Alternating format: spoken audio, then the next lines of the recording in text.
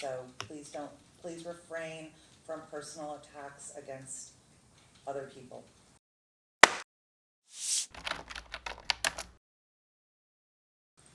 Ms. Rinetti, anything further? No, Your Honor. All right. Dr. McDonald, do we need him to be available for follow-up? Okay. Rebuttal? Okay. All right. Dr. McDonald, you are free to turn off your video and your mic right now if you want. You can stay on and listen. We're going to hear from Dr. Smolka. Thank you, Your Honor. Thank you.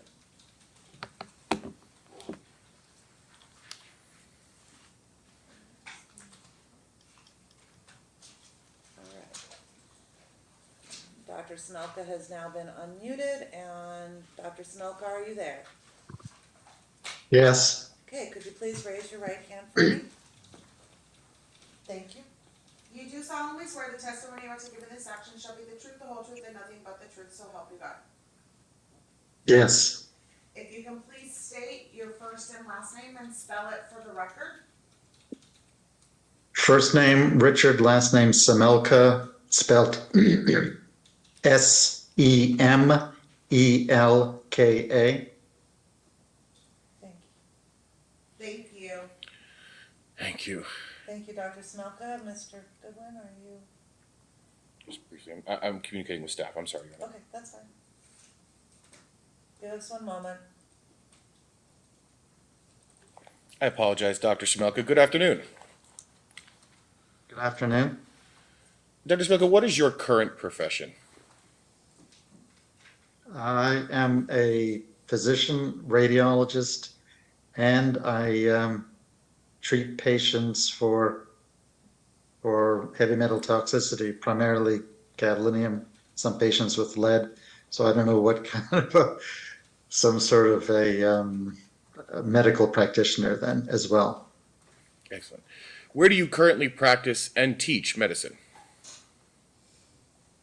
Well, currently I practice out of my clinic in Carborough, North Carolina, and I don't do any formal teaching, but I will lecture, and I read imaging studies too on a teleradiology basis. Excellent. And could you summarize some of your educational background, including your medical degree and residency? Okay. It was funny listening to Dr. McDonald. I don't know.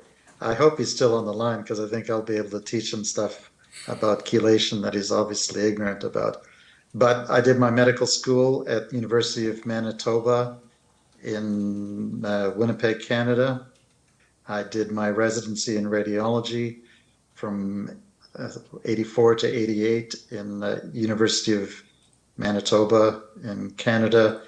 And I did an MR fellowship at University of California in San Francisco from 1988 to 1990. I then spent 6 months working with the MR research group of Siemens in Erlangen.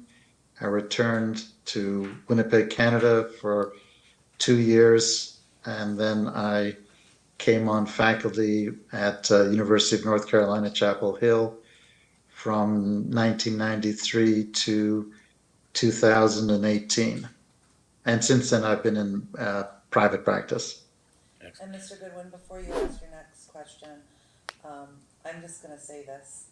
I don't appreciate, and I don't think anybody does, Dr. McDonald did not disparage you in any way, shape, or form. Dr. Smelka, he just said that he disagreed with your studies. I don't think it's appropriate for you to call the man ignorant. So please refrain from personal attacks against other people. Thank you. Okay. Go ahead. Now, did you complete your fellowship training in radiology and MRI?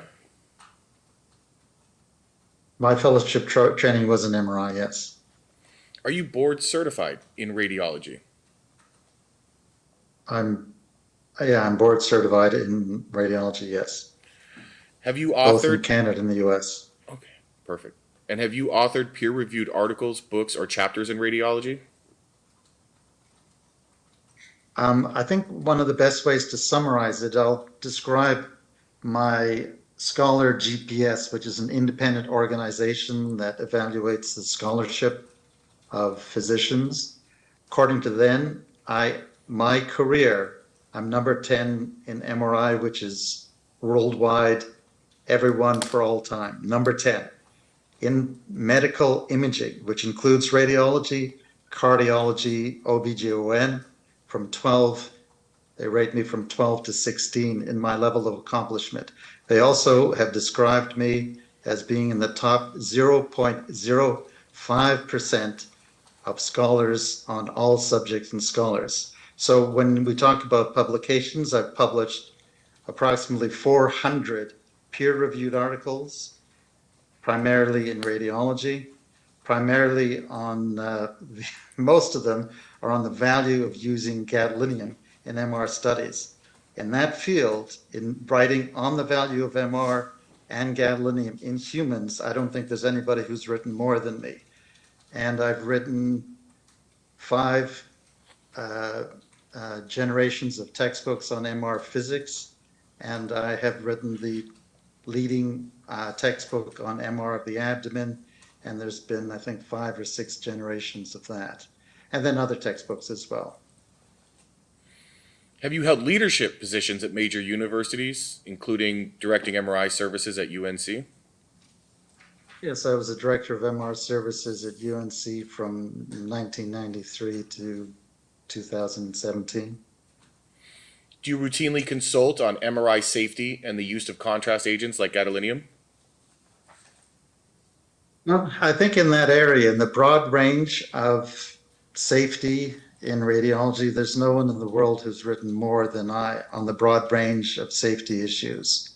So yes, I consult all the time on these subjects, but that includes not only gadolinium. I've written articles in that field in nephrogenic systemic fibrosis on what Dr. McDonald described, which is the demonstration of signal in the brain on MR images. We wrote a number of articles on that, and then most recently on gadolinium deposition disease.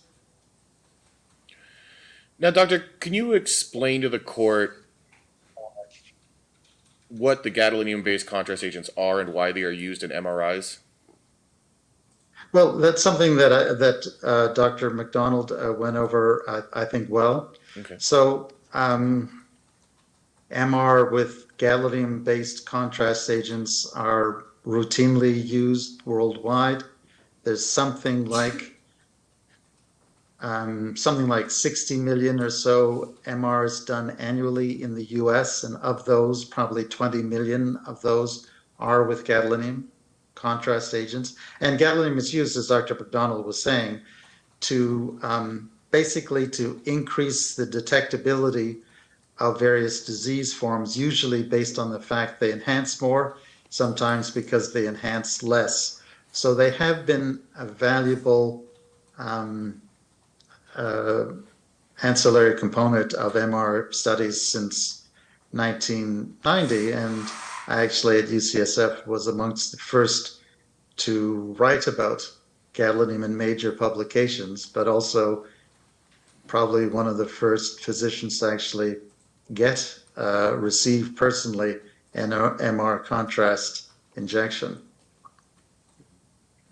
And are you familiar with medical research showing that gadolinium can be retained in the body, even in patients with normal kidney function? Well, I would like to clarify and correct some of the information that I don't think that's then disparaging him, No. Dr. Clarifying and McDonald, correcting information but is fine. it's correct. Can I continue? Yes. It is correct to say that MR in humans was first written up by the group of Gibby and White in 2004, where they described gadolinium in bone specimens of individuals who had undergone hip resection. So they looked at gadolinium in the bone marrow. And then in 2006, they wrote another paper on that. In 2009, the group of Dr. Darrell wrote on gadolinium also being found in specimens. Then at the later date, which I think is in 2016, 2017, Dr. McDonald's group and also the group from the University of Washington wrote at that later date about the presence of gadolinium in other tissues, including brain and skin and so on, and bone, of course. And doctor, why is this retention medically significant? Well, the thing that I find remarkable in disputing that there should be an issue with it is that basically gadolinium is retained in everyone. Everyone who's received a gadolinium injection has retained gadolinium. So to clarify my position, which may be misrepresented, and I have been one of the people to actually decrease concern for it, because in my publications, I've written that maybe 1 in 10,000 people will get toxic effects from gadolinium, which we happen to describe as gadolinium deposition disease. It's the most appropriate term, but that also should be considered the more generic term of gadolinium toxicity. And can you tell us what exactly is gadolinium deposition disease? Well, again, one of the problems we all have as radiologists, and I'm a radiologist too, and been that for decades, radiologists never see patients. So is it a surprise that a radiologist wouldn't recognize that 1 in 10,000 people get sick from gadolinium? No, it's not. And that's why I excuse, I don't know if I can use the term ignorance, of radiologists who don't believe that people can get toxic. But gadolinium is known to be a toxic heavy metal. It is retained in the body in everyone. Should it be a surprise that a small number should be sick from it? And in particular, when we consider other major drugs like the ones that we hear about in TV all the time, like Humira and Cosentyx and so on, and if you listen to what the commercial says, is that if you are allergic to the drug, don't get it. Well, you say, well, how do I know I'm allergic to it? Well, you've received the drug and you've had a reaction to it. So now let's look at gadolinium. What gadolinium deposition disease is, and maybe 80% of people with it, they have symptoms within a few hours to a day, 80%. Another 10% within 2 days, and I've used the cutoff of 1 month, and another 10% within 1 month. And the symptoms are, and again, it shouldn't surprise anyone, are very similar to the symptoms described for lead. So the principal symptoms that we describe are brain fog, are bone pain, skin pain, muscle fasciculations, and skin tingling. But gadolinium goes everywhere, and the reaction to gadolinium is in all organ systems. So cardiac arrhythmias, this would be a higher cause, which I don't list in the critical ones. GI abnormalities, hearing abnormalities, vision abnormalities. Basically all organ systems can react, and some patient physicians have described 100 symptoms. I generally, stick with the top 5, and guess what? They are basically the same symptoms that you see from another toxic metal, lead. So, and this is a thing that, of course, I find remarkable. Okay, so most people, they get the gadolinium, they get sick. Symptoms are very similar to another heavy metal. And how do you deal with these other heavy metals? You chelate them. Well, in what we do is actually a mirror reflection of how gadolinium is injected in the first place. And all the principles of creating a gadolinium contrast agent is the same principles we use for chelation. So high on those is we use the most stable available chelator for the agent. Now, this is something that everybody in MRI, which would of course include Dr. McDonald, is well aware that we strive to use the most stable MR contrast agents because they're the safest. Well, we use the most stable ligand available, which is essentially a ligand for an MR contrast agent. We essentially use a ligand of Magnavist to chelate patients. but we also use steroids and antihistamines for the same mirror reflection of what is done in medicine, which is if people will have an acute reaction to drugs, the treatment for that is steroids and antihistamines. So we do exactly the scientific things. And how people come up with there are no scientific papers, we wrote papers with Stanford. Stanford, which you may know, is a bigger institution, more recognized as scientific institution than Mayo. Okay, so we did research with the Immunology Center of Stanford on cytokines, and you should look those up. 3 papers. Okay, that was with Stanford describing it. Separate papers have been written by Stanford doctors talking about GDD. So for someone to claim that there's no scientific evidence, I would say you've not read the literature at all. Not only not read my articles, but not read articles written by other people. So that ignorance, not associating it with any particular person, is inexcusable. And this is one of the reasons why I can understand why patients don't trust doctors. I can understand that because as a profession, we tend to avoid the bad things and only focus on the good things. And that's why, unfortunately, people doubt that vaccines are effective, because we have failed them by not doing what I've done, which is identify people who have developed a reaction to it and try to determine what that reaction is. So for example, in my case, one of the first people who told me that they were sick from gadolinium was a dean in the School of Medicine, a nephrologist dean in the School of Medicine. I listened to her and I listened to 2 other people. I realized there's something wrong with what we're doing, and I had to figure out not only what it is, but how to treat it. So I'm amazed, though, that Dr. McDonald, who has spoken to 2 patients with gadolinium deposition disease, one of which who I've treated to near cure, why he would not have the curiosity to also figure out, hey, maybe I should look into this. And if I have a different explanation, then I should come up with it. And if I have a different treatment that's also very effective, maybe I should do that as well. So I'm actually disappointed as a radiologist that in my profession, the number of people who have chosen not to think that, not to investigate it or not to think that it is real is frankly disappointing. And in some ways, I find it inexcusable. Sorry for that lengthy explanation that went beyond your question, but I was woken up when I heard the latter part of Dr. McDonald's presentation. And I want to also address a couple of other things that we as physicians make the mistake of. Saying millions of This people is now becoming a are. narrative. Okay. Dr. Smelka. Dr. Smelka, you we need will to get wait that. for a question. What? Yeah, we'll get to that. We will get to that, Dr. Smelka. We're going to circle back. But can you understand that how I could be incensed? Yeah, yes, Also, I do. people saying, I, as one of the top scholars in the world in all subjects, saying that what I've written is not scientifically acceptable. Are you, anyways, continue asking questions. We're going to get a little bit into that, and we're talking about kind of like the reliability of the methodology. In your opinion on GDD, is your opinion on GDD based on a recognized field of expertise such as radiology and MRI safety?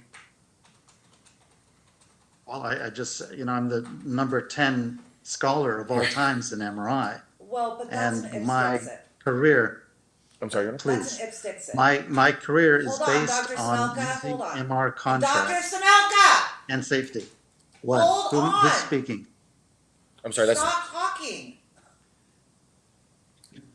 That's an if sticks it. Just because he's an expert in his field doesn't mean that he gets to say that his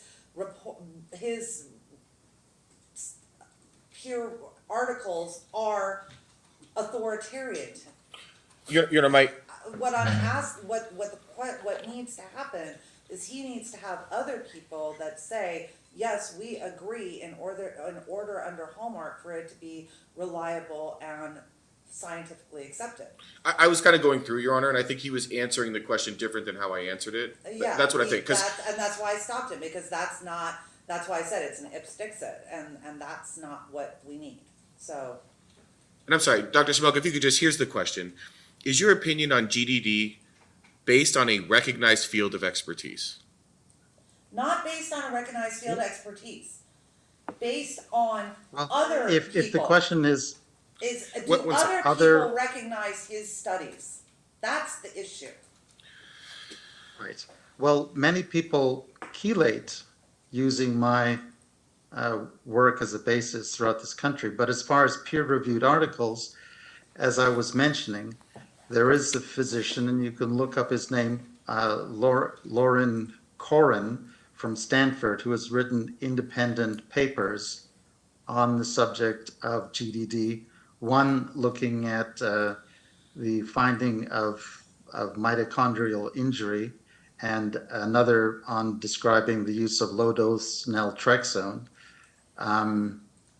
And then there are other people who've written case reports on this subject. And again, the problem is, and this is unfortunately true of all medicine, is that most people are afraid to write about these things. And the other thing that maybe none of you understand, that when you write a peer-reviewed article, what happens is it goes out to reviewers. And that I've learned, and generally the reviewers are people who are considered experts in the field.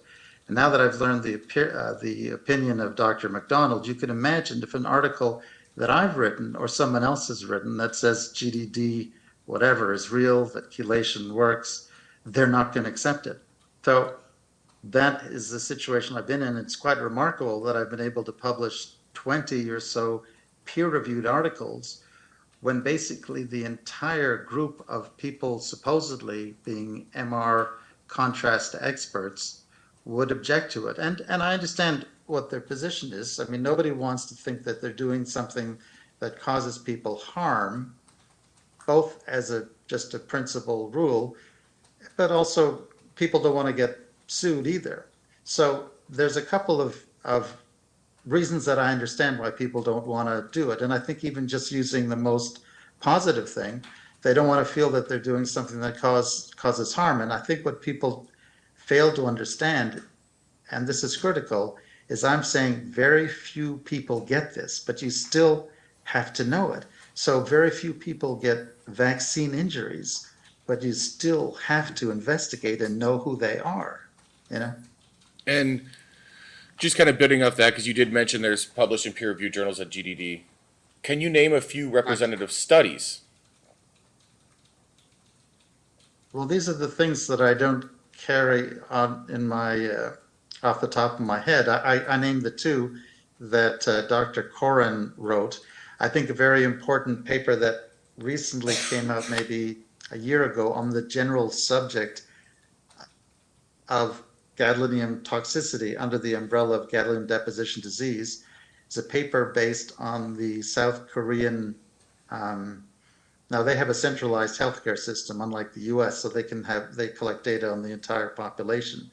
But they found that all patients who had Parkinson's disease had, prior to the development, a gadolinium injection, whereas essentially 0 patients who did not have a gadolinium injection developed Parkinson's disease. So that really is confirmation that when there's gadolinium in the brain, some people are going to have a disease resulting from it. And again, just empirically, why wouldn't it make sense? Because it would have been nice for me to, this should really be done in a radiology meeting, to ask Dr. McDonald, in your paper in 2017, you wrote that 2 of the 5 patients that you did brain resections on, 2 of the 5 patients had gadolinium in the nuclei of neurons. In the nuclei of neurons. And you're telling me that there is no chance they could be sick from that? I mean, that's just such an improbable thought. And it would be frightening if people understood that in the general community. And these are people who are probably normal, because only 1 in 10,000 will have GDD. So the chances, all of his patients were probably perfectly normal, and yet 40% of them had gadolinium in the nuclei of neurons. Those are the brain cells. To suggest that that isn't frightening, And to suggest that a toxic heavy metal can't cause people injury is absurd. And I think that's where the South Korean paper comes in, that everyone who had Parkinson's had an MR with gadolinium prior to it, and individuals who did not have Parkinson's did not have a gadolinium enhanced injection. That's kind of scary. And Dr. Shimoka,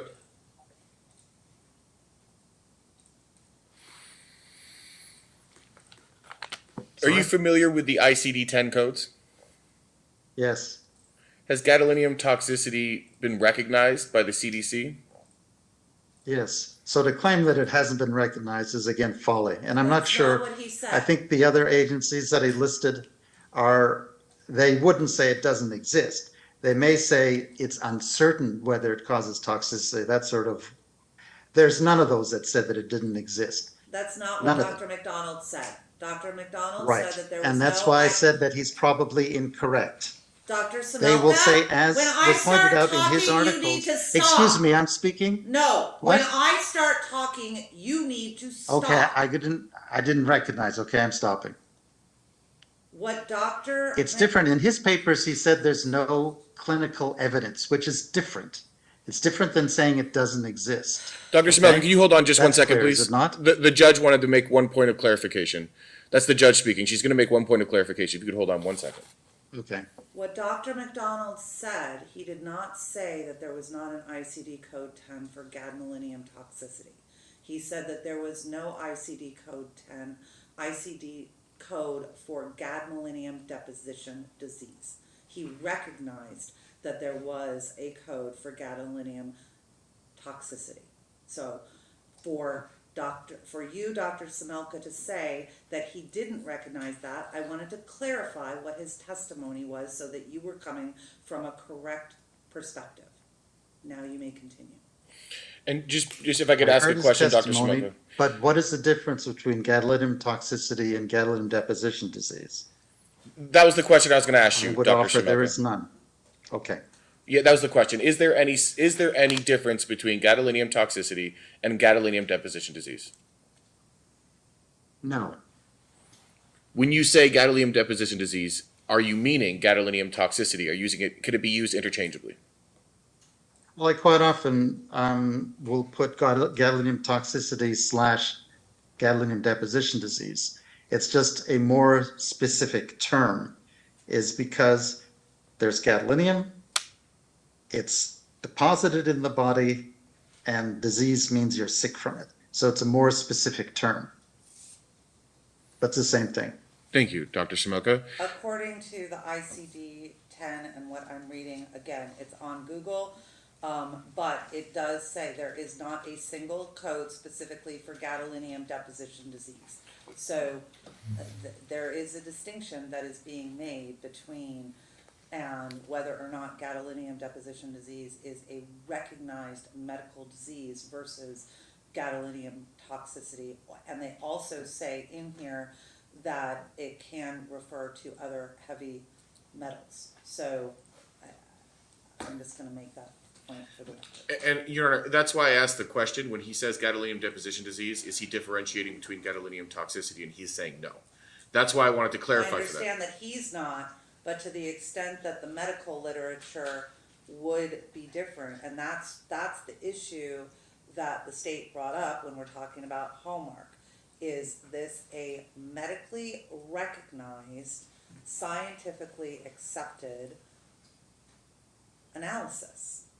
And if he was saying that gadolinium toxicity, and that's what he thought, maybe that's the case, but I know it's a fine line, but the problem is that I don't have anything, and that's why I'm allowing you to continue to ask questions and bringing these up at the time, because these are the questions that I need to have answered, as opposed to just hearing from Dr. McDonald.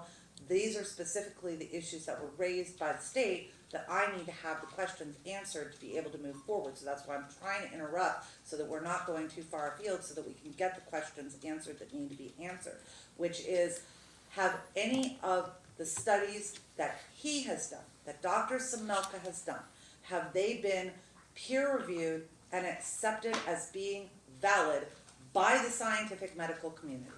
That's ultimately the underlying question. I apologize, Your Honor. I thought he already answered Can that. I answer the question? Yeah, 'cause I thought Can he I answered answer it. the Go judge's ahead. question? Yes. So we've written now 20 papers in the peer-reviewed literature, which means that not only the reviewers have agreed with it, but as also the editor-in-chief. Now, I'll draw your attention to the article, and I don't remember its exact name, but it's current state of the knowledge of gadolinium deposition disease that we published, I think last year, 2024, in Investigative Radiology. It's interesting that Dr. McDonald didn't mention investigative radiology because he is published in it, and it's the leading research journal in radiology and the #2 journal overall in radiology. So the #1 is radiology by impact factor, #2 is investigative radiology. So we wrote that paper as one of the more recent papers, and it's in the top 10 cited articles from that journal. So not only did the reviewers, and many of them would be people like Dr. McDonald, accepted it, but so did the editor-in-chief. So it's in one of the most prominent medical journals. Now, we've written a number of other articles on the subject in investigative radiology, including the studies that we did together with Stanford Immunology Center describing cytokines. Again, peer-reviewed, so reviewed by experts in the field and accepted by them and accepted by the editor-in-chief. So it really doesn't get better than that. This is not an obscure small journal out of some foreign country. This is the #2 journal in radiology, investigative radiology. I've published at least 5 papers in that on this subject. So is it, and as I said, that article that I referenced is their number 10, within their number 10. Now maybe it was 5, I don't remember, but within their number 10 of most read journals in that issue.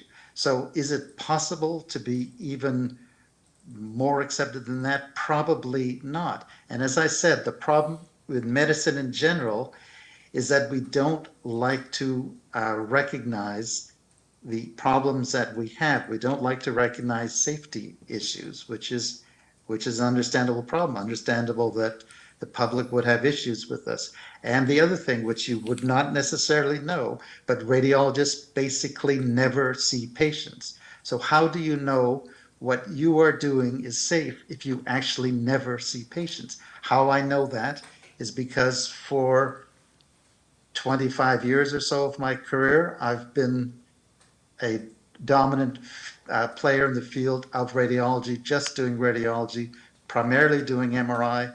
I almost never saw a patient, and that's true of all radiologists. Okay. Can I see counsel? All right, Mr. Goodwin, go ahead. Dr. Samelka, we're going to, based on the conversation at the bench, I'm going to forestall further questioning, and then it's going to go to cross-examination at this time, and if there's necessary, I will do some follow-up with you, okay? Okay. Good morning, Dr. Smelka, or good afternoon, I should say. Good afternoon. You were retained by the defense in this particular matter, Correct. and what is your payment for your testimony? For this testimony, Yes.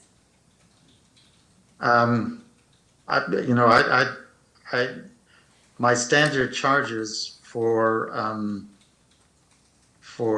testimony of this sort. Well, actually, I charge more than I'm actually being paid. It's somehow through the court system that I've accepted a lower pay. So I don't know exactly what it is, but I think it's much lower than my usual hourly rate for these kind of things. Doctor, I just need to know So how it's much probably you- something, I don't know. Maybe I'm getting $400 an hour, I don't know. Maybe $300 an hour. I'm just not sure.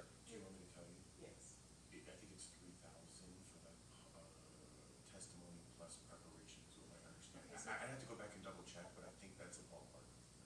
I believe council's is saying about $3,000 plus an additional hourly rate for preparation. No, I'm sorry, 3,000 total for this testimony and the preparation. Just think what he's getting paid for this hearing. Okay, thank you so much. You mentioned that, in your employment history that you, were employed at UNC Chapel Hill until approximately 2018.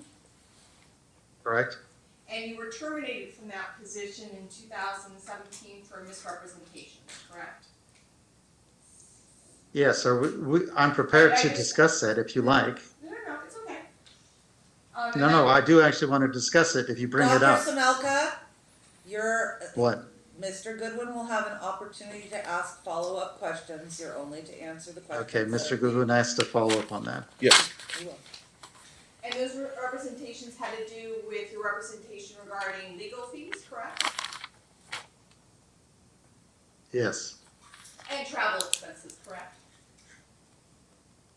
I think that was May I dismissed. I object think to they relevance? wanted to do that, What is this? but I think it was dismissed. Misrepresentation, that there's.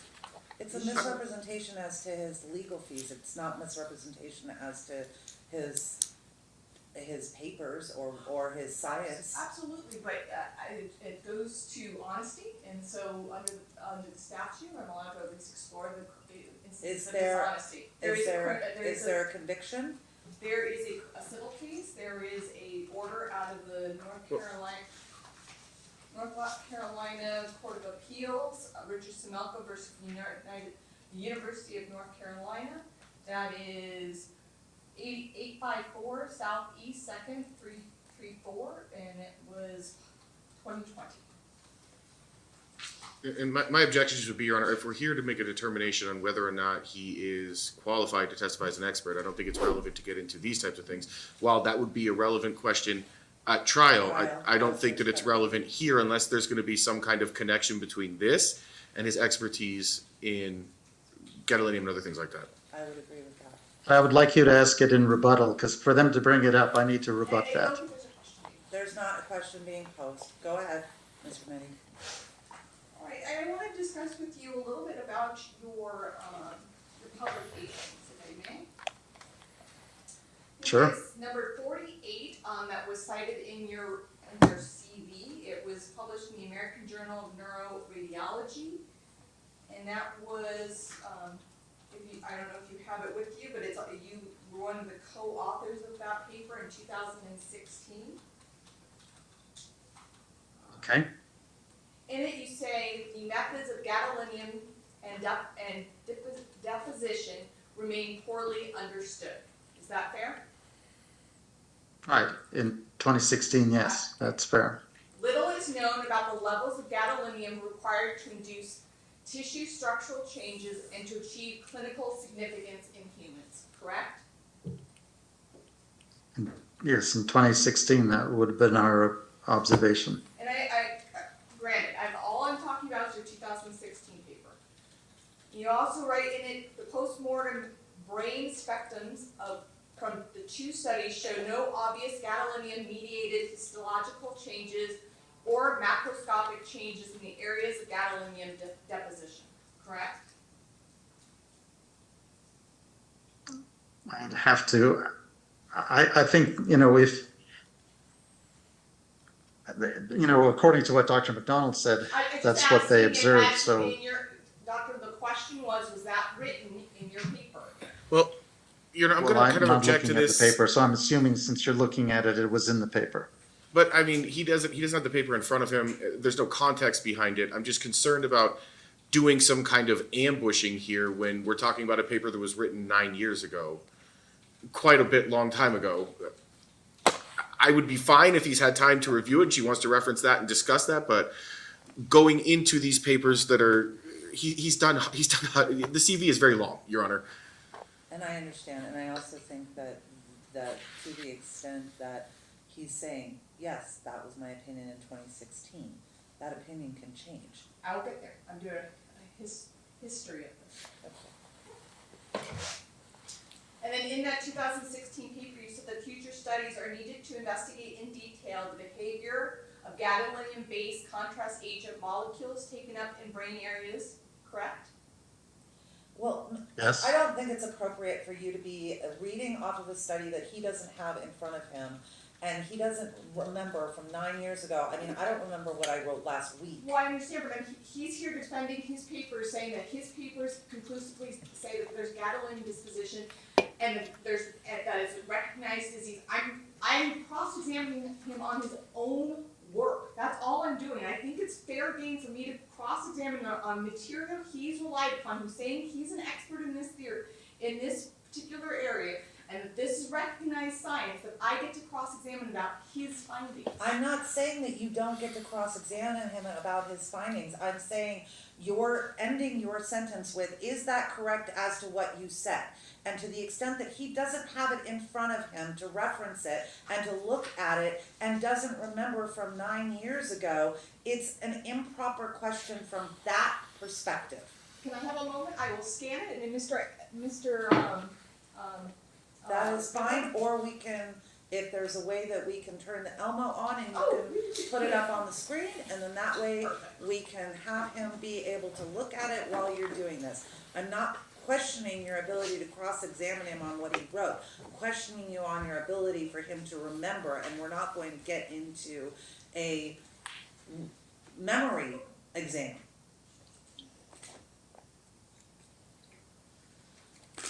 And while you're doing that, I'm gonna take 5 minutes. And right now I just have the Elmo pulled up, so you can hear us, but you cannot see the courtroom. All right.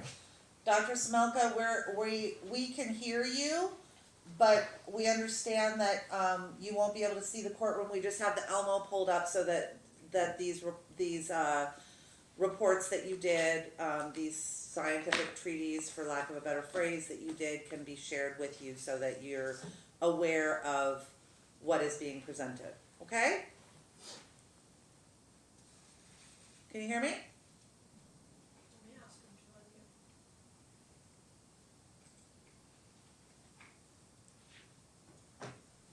You should be able to answer now. Dr. Samelka, can you hear me?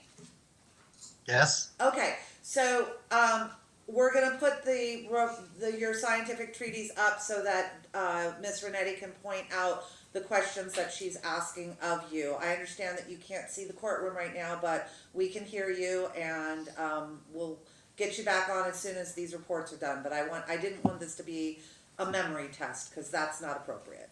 So go ahead. All right, again, I'm still on that 2016 article. Can you see that?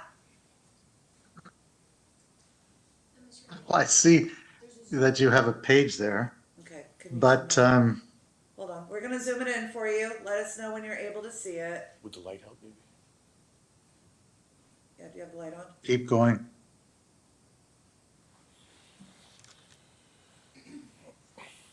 Can you keep going? Maybe turn it sideways.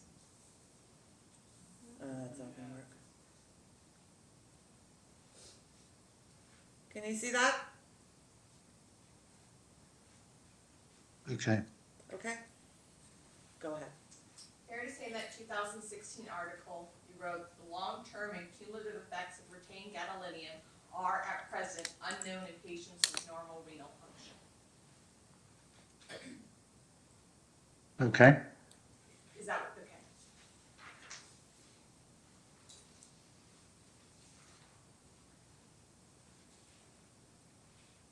Can you see this paragraph? Sir, can you see the paragraph? Dr. You know, I may Smelka, need to get can you see? reading glasses. Okay. Well, can you blow it up a little bit more? Sure. How about I believe you when you read from it? Can you see it a bit? Well, yeah, if you read me the, It is conceivable that patients may be adversely affected by retained gadolinium, especially in the brain. Despite being a difficult to prove cause-effect relationship, an MR imaging gadolinium toxicity support group has been created.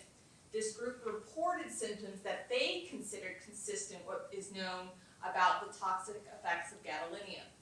in a recent survey performed in 17 patients, an association between chronic effects and GBCA, which is gadolinium-based contrast agents, exposure, was suggested.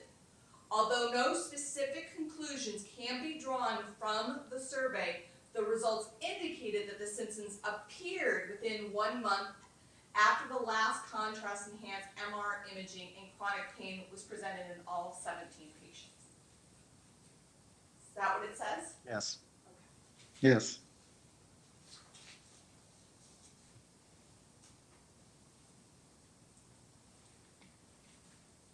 But can you see this one? Dr. Smolka? Yes. You stated the ultimate significance of this deposition in subjects with normal renal function in their brain and elsewhere remains to be determined. Careful evaluation, especially in children, is recommended when administering GBCAs. Yep. Yes.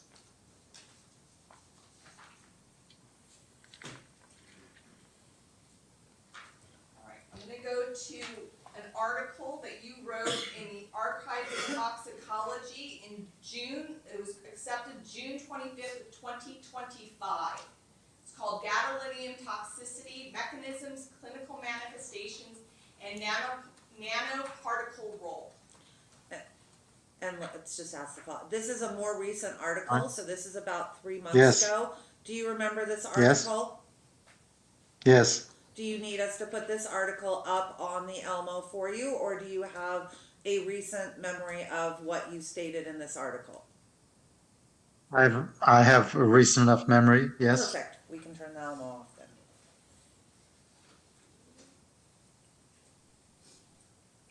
Okay. Did you write, although the present review synthesizes a broad range of literature on gadolinium toxicity, several limitations should be acknowledged both within the current body of knowledge and in the scope of this review. Do you remember that? Yes. There are gaps in evidence. For example, definitive understanding of the long-term clinical significance of gadolinium deposition, particularly in the brain with normal renal function, remains elusive. Do you remember that? Yes. Robust studies correlating deposition levels with specific clinical outcomes are still needed. Correct. Moreover, the existence and diagnostic criteria of gadolinium deposition disorder require further refinement and broader acceptance within the medical community. Right. Yes. Much of the evidence relies on case reports and series, often subject to selection bias, making causality difficult to establish. Correct? Yes. There is also a lack of validated, accessible biomarkers to reliably quantify gadolinium body burden or identify individuals experiencing gadolinium-related toxicity beyond NSF. Do you remember writing that? I recall it being in the article. Yes. And while this review synthesizes preclinical and clinical data, the lack of standardized gadolinium specification methods in human tissues limits mechanistic certainty. Yes. And that was an article you wrote in 2025. Now, a few things need to be pointed out. I was Dr. the Samelka, principal Dr. of Samelka, yes. Mr. Goodwin will ask you the follow-up questions. Okay.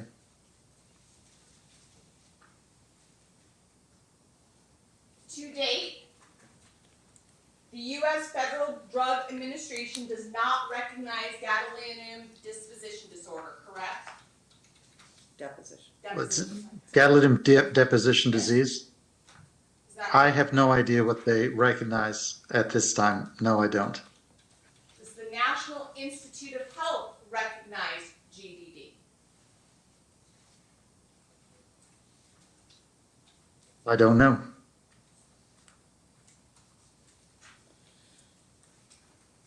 Does the American College of Radiologists recognize GDD as a disease? Again, I think we're talking about semantics. They may not like the term Doctor, I just need a yes GDD. or no, doctor, it's just whether or not Well, American College. I don't know. I don't study what their opinions are. I would point out that he was trying to answer the question because we go back to the issue about gadolinium deposition disease and gadolinium toxicity. If he's using them interchangeably, I think that's a valid point that he's trying to make. Then you can make that point.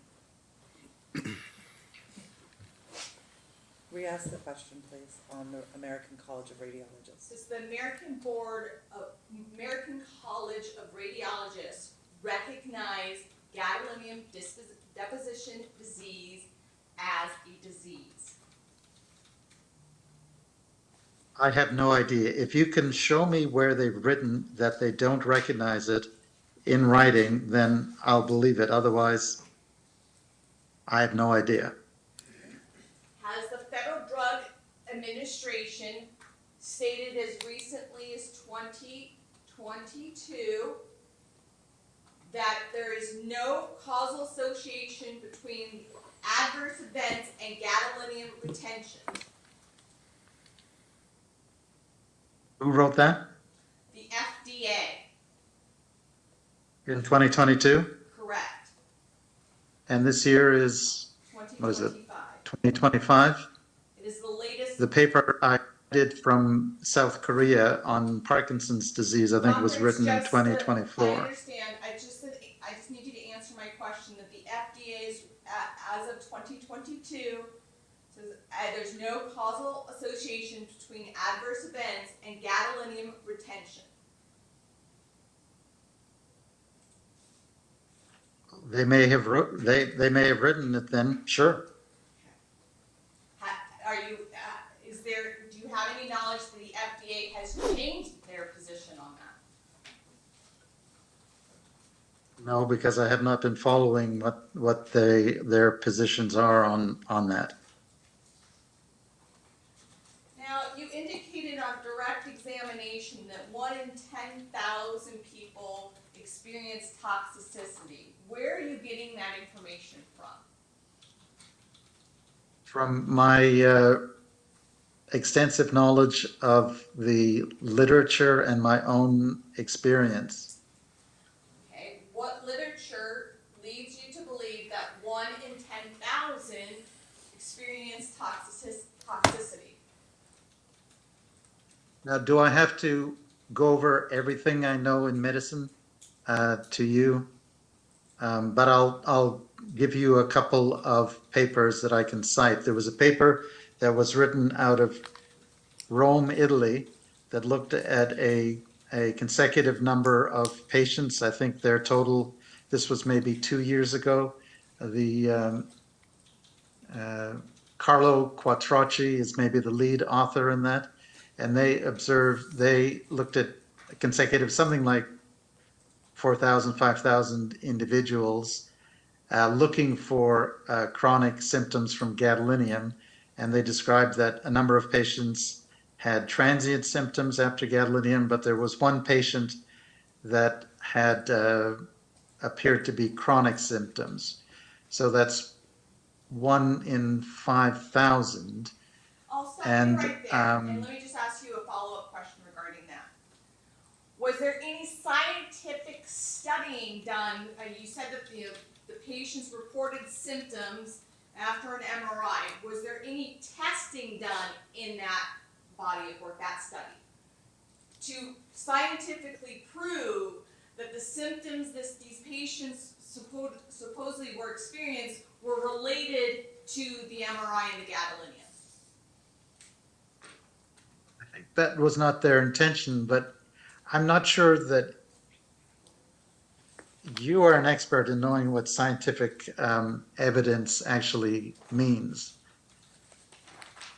I'm Because I'll asking, tell you, when I've done studies and I've tested, when I've observed patients that report the same symptoms that most of them have within hours to within a month of treatment, that to me is scientific evidence. Now, if you have a different interpretation and the way they respond to treatment, we've written out and codified quite clearly based on what Dr. McDonald was referring to, Le Chatelier's principle of reequilibration.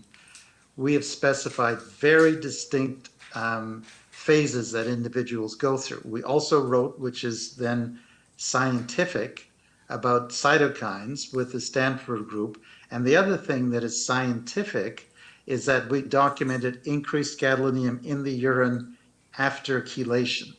So I don't know what other scientific things you need. Maybe in your expertise as a physician scientist, you have other things that should be done. Otherwise, these are just random words to me.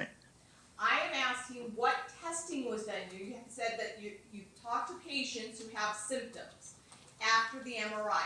What testing was done by you to prove that the symptoms that are being reported were related to gadolinium? Okay, what testing do you want done?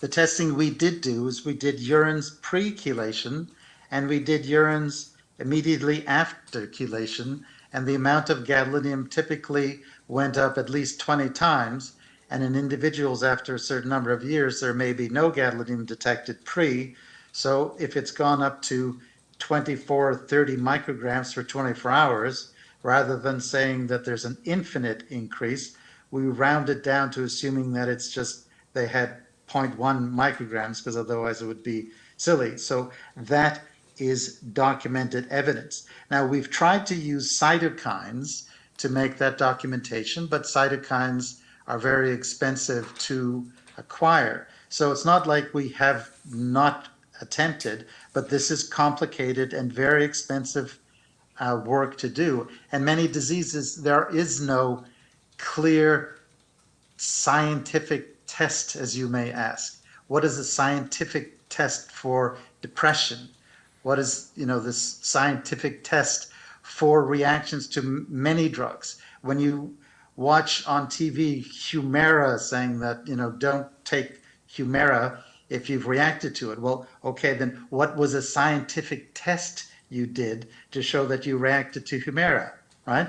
There are no scientific tests for many things, even though we've made and will continue to look for other more objective evidence. Right now, the most objective evidence is the amount of gadolinium increases in the urine after we chelate them.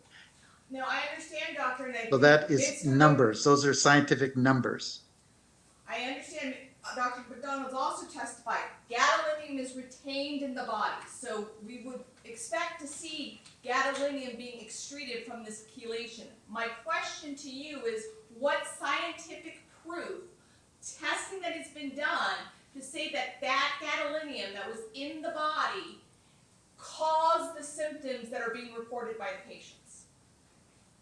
Well, what would you, as I say in meetings, if you were a 10-year-old child and you asked the 10-year-old child, somebody got something, and then immediately afterwards they developed cognitive impairment, pins and needles in their fingers, bone pain, skin pain, muscle fasciculations.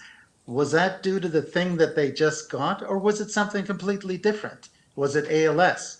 And the answer the 10-year-old child would give you is they must have reacted to what they just got. It is just obvious, So it's just obvious. So is there any scientific testing or methodology that is accepted in the medical community to prove that the gadolinium that is retained in the body is causes the symptoms that are being reported? Okay, then you come up with, what's the explanation? Somebody got sick immediately afterwards, getting this, and they're the same type of symptoms that another heavy metal lead causes. What is it? Something else completely? And beyond that, we have documented then that they go through phases post-chelation. So when they get the gadolinium coming out, normal people like myself that have a lot of gadolinium in them, when I get chelated, I have no response to chelation. When somebody with disease gets chelated, they develop a gadolinium removal flare over, which can be within seconds to within a few days. Then week 2, they experience some improvement of their symptoms. In week 3, based on Le Chatelier's principle of re-equilibration, gadolinium moving from bone back to where we've removed most of it from, which is skin and soft tissue organs, they start to get their symptoms back again until we chelate them. That, to me, is scientific evidence. So unless you have a different interpretation in your knowledge of medicine and science, you can tell me. Just to summarize your answer, so the causal link between gadolinium retention in the body and symptoms being reported are that the symptoms are being reported after the MRI. It's a circumstantial analysis. And they have a specific pattern of response to chelation, which people who are not sick from gadolinium do not have. So it really doesn't get better than that if you know about medicine and science. Is there a scientifically recognized methodology to prove that the gadolinium that is in the body is causally connected to the symptoms? I just answered that. I don't want to go, don't ask the same question. I just answered it. It's a circumstantial. They didn't have the symptoms before. They got the gadolinium. They had symptoms that basically everyone else who have gadolinium deposition disease or gadolinium toxicity has. Then there's a specific response that they get when they have chelation, which all makes perfect scientific sense. We do not have to repeat this again. I mean, it's kind of the same, the way that I'm looking at it as you eat something, you blow up like a balloon, you're obviously allergic to that something. So that it's the typical type of analysis is what he's saying is it's an inferential analysis. I'll leave it at that. Okay. Mr. Goodwin, follow up. Dr. Samelka, just want to do some follow-up questions, okay? And I know that you want to speak to what was brought up at the beginning. I'm going to say I think that that's an issue, and I think we're all in agreement that that might be an issue of something that handled at trial, but not necessarily necessary for here. Is that correct, Judge Peterson, or would Yes. you agree, guys? Or Yes. do you need him to go? No, I don't need him to go into it. Okay. You will get a chance at some I think time. it's fair, though, for me to speak about my veracity, because I can't let that just stay as that. I'm sorry. And what I'm saying, Dr. I can't have in the Samelka, records that I was dishonest. I'll tell you what happened. no, hold on, Dr. I Dr. Samelka, reported- if I could, just 1 second. Your veracity and your What? honesty and your professional standing is not in question. I want to let you know that. That's what the point is. That comment does question it. I reported a physician who threatened all of our residents in radiology. I also then learned and reported that a physician was allowed to operate drunk in our department for decades. I reported that to the chancellor, and now that I've had this questioning, I will actually post it this weekend, the letter that I wrote to the chancellor. The upshot is that they said I sought legal counsel for personal reasons and not professional. And standing up for the safety of our resident staff and the safety of patients by allowing a patient to operate drunk, that's what I was fired over, that I had the courage to protect our physicians and our patients. And I will write that letter. I'll post that letter that I sent, the exact letter redacting the names of the chair of radiology and the dean, but I'll post that letter so you can look at it and see what I did. I don't have actually the authority, stood up to protect Mr. people. Samelka- Dr. Samelka. So continue. Dr. Samelka, What? that is not evidence that the court can look at, so I can't look at that, so there's no need for you to post it.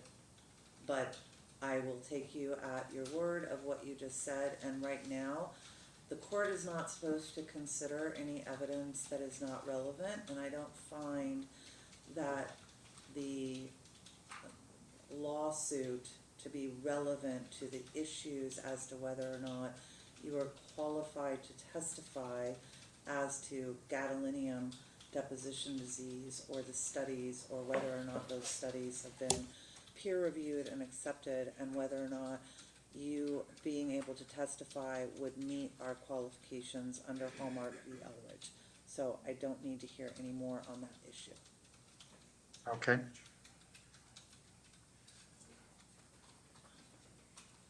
Go ahead. And Dr. Samelka, another question. They were referencing your 2025 study. Do you remember the questions that were going for that?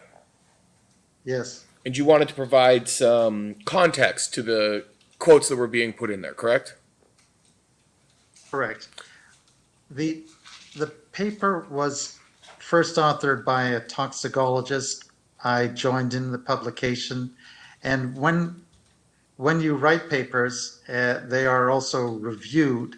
And if the reviewers ask certain things, like that they are, for instance, like Dr. McDonald, doubting that the existence of the disease, then we have to be cautious in our interpretations. And that's the same thing in 2016. At the time, I wasn't aware of everything like reequilibration flare and removal flare and so on following chelation, but it's the state of the knowledge. And the points we made in the paper were correct. And it's also correct that I would like to see other people, I would like to see McDonald to look at these patients and come up with an alternative diagnosis, an alternative treatment. Yes, more information is always better. And it's always important to have generalizability. Of course, I understand that. It's also would have been great if our early studies looking at cytokines was sufficient to make the distinction between people with gadolinium deposition disease and people like myself who've had gadolinium agents but are not sick from it, which I call gadolinium storage condition. Of course, it would be great to have definitive numerical numbers for the cytokine difference. But we did not have that in the number of patients that we did, but we did show trends. So yes, it would be nice to have more research, but it doesn't mean that I, who have focused on this for 9 years, am not fully convinced of, particularly since they have gadolinium, they get these symptoms, I chelate them, they get better. And misinformation about, not all chelators are the same. And to talk about, chelation being dangerous, it's not. We're giving the safe part of the MR contrast agent. DTPA is the safe part of the MR contrast agent. And to talk about calcium, well, you have to then know the stability constant of DTPA with calcium compared to DTPA to gadolinium. So the DTPA stability constant with calcium is 6. The stability constant with gadolinium is 22. It's a logarithmic scale. That is 10 quadrillion difference in the stability, which means that gadolinium is 10 quadrillion times more stable with DTPA than calcium is with DTPA, which means is that it's not going to pick up calcium when it can pick up gadolinium, simply put. Dr. Samelka, are there any other things you'd like to provide some clarification on? I think that's the, just in general, using an expression, it's a great soundbite that millions of people have every year benefiting from the use of gadolinium. Yes, I would have made that statement earlier as well, but it's, again, if you're talking about where's the scientific evidence, there is no scientific evidence. It just sounds good, and it's, in my opinion, Yeah, it is correct that clearly many people have benefited from the use of gadolinium. And again, to remind, I maybe am the leading author on the use of gadolinium as being a good thing. So I'm fully aware of that. I'm not some naysayer saying that gadolinium is always terrible, but you have to know not only the good things, but I think it's also imperative that you know when there are potential problems, and you also should know what are the types of individuals who are more likely to get toxic from gadolinium.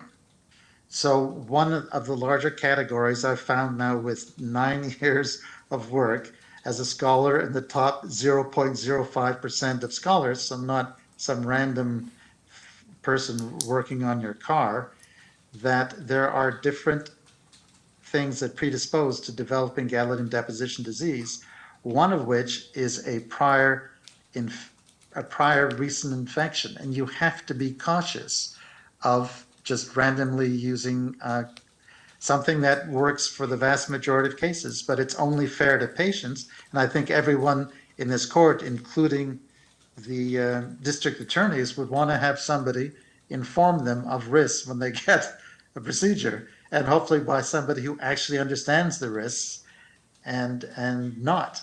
So that's basically it. I think I don't have to say anything more on this. Just one more question. And I know it's kind of been explored a little bit, but I just want to be clear. If someone comes to you and presents and says, I think I have gadolinium deposition disease, do you have a method and a process for getting a diagnosis for that? Right.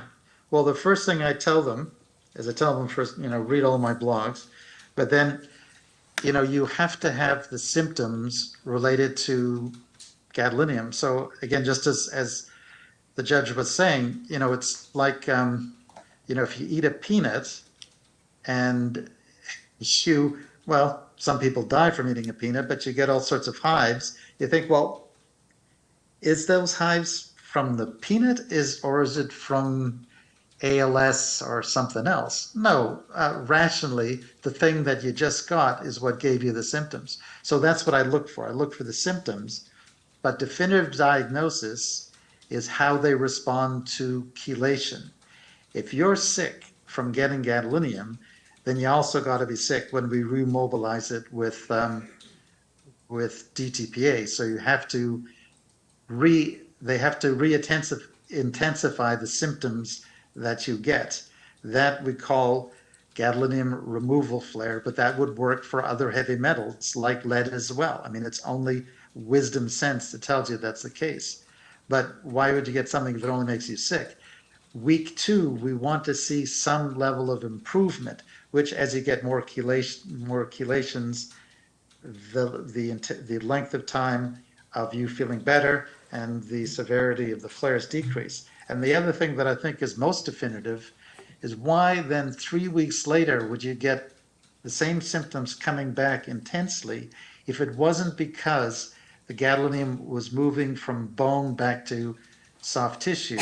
And that principle, and you can look it up, is called Le Chatelier's principle, which is everything strives for being in equilibrium. So we have done nothing. I've done nothing other than standing on existing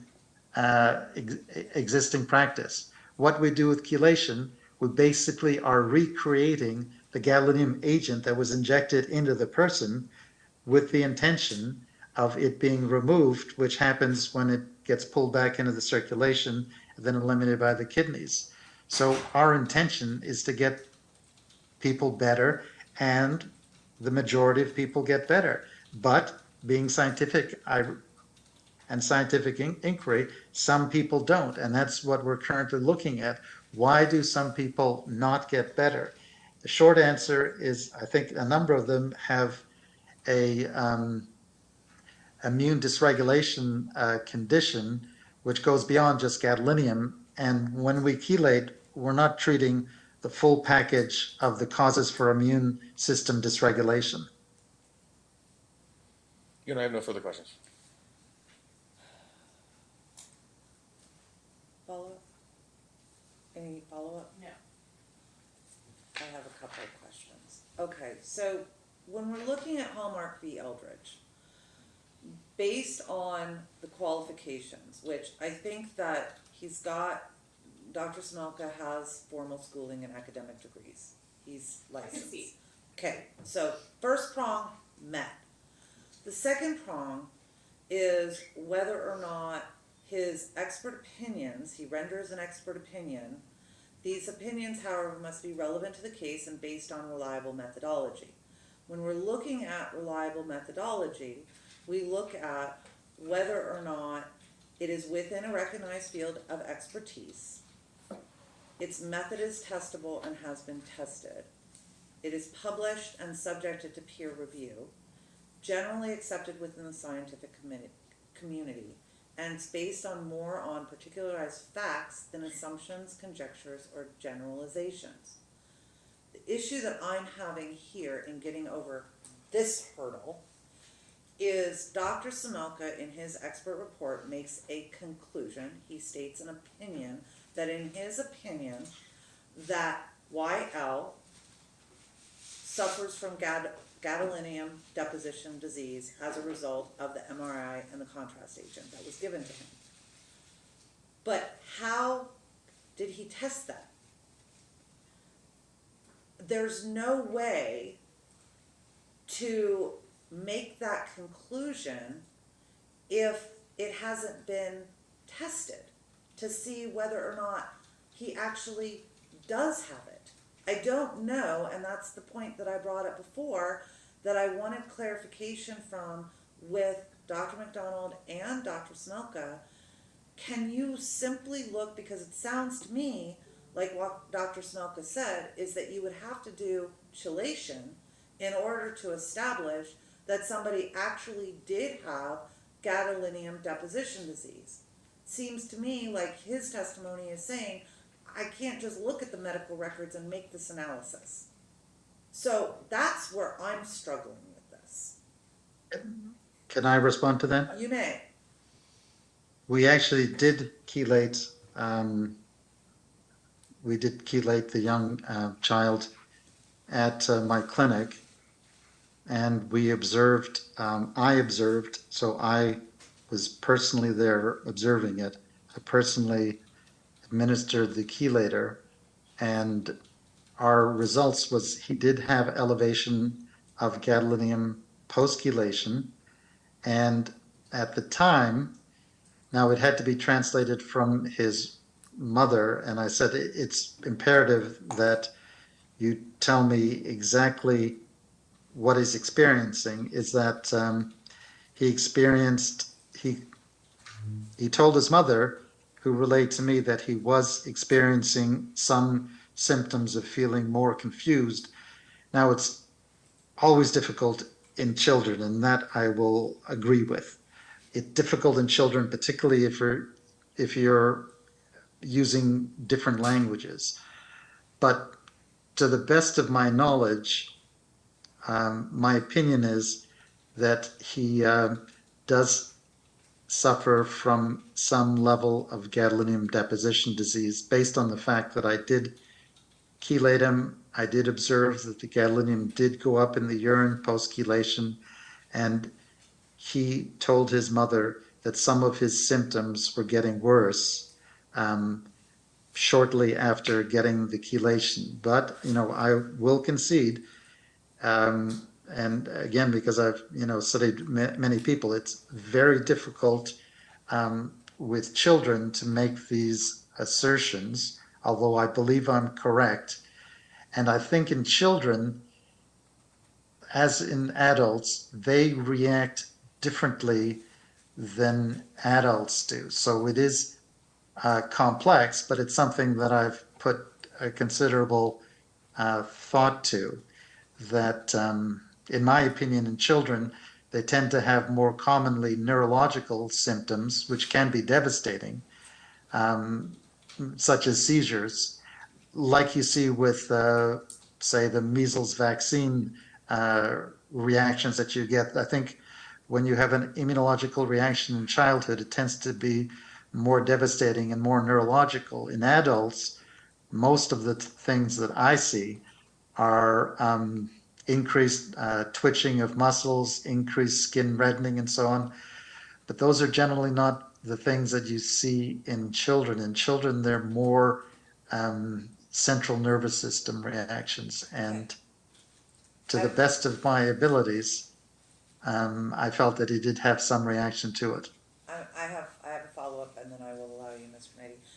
Is chelation, and I apologize if I'm pronouncing that incorrectly, but is that a recognized method of treatment or analysis even within the scientific community to prove gadolinium deposition disease? Correct. The thing about everything in medicine and everything else is that somebody has to be the first to describe it. So I would say that and I don't know even to what extent I published in the literature, our findings in the peer-reviewed literature on, I think it may be in our current state of the knowledge. I think it appears there, but as far as reporting it in another article, I don't believe we have done that yet. And because this is really, current knowledge by the person who's sort of leading the charge. And when I tell individuals, yes, I may be the world authority in this, but it's more that people took a step back rather than me taking one or two steps forward on this. So I would have to say that the response with the flares is not recognized in the literature, but my opinion is it's correct. But chelation in general has been used for decades.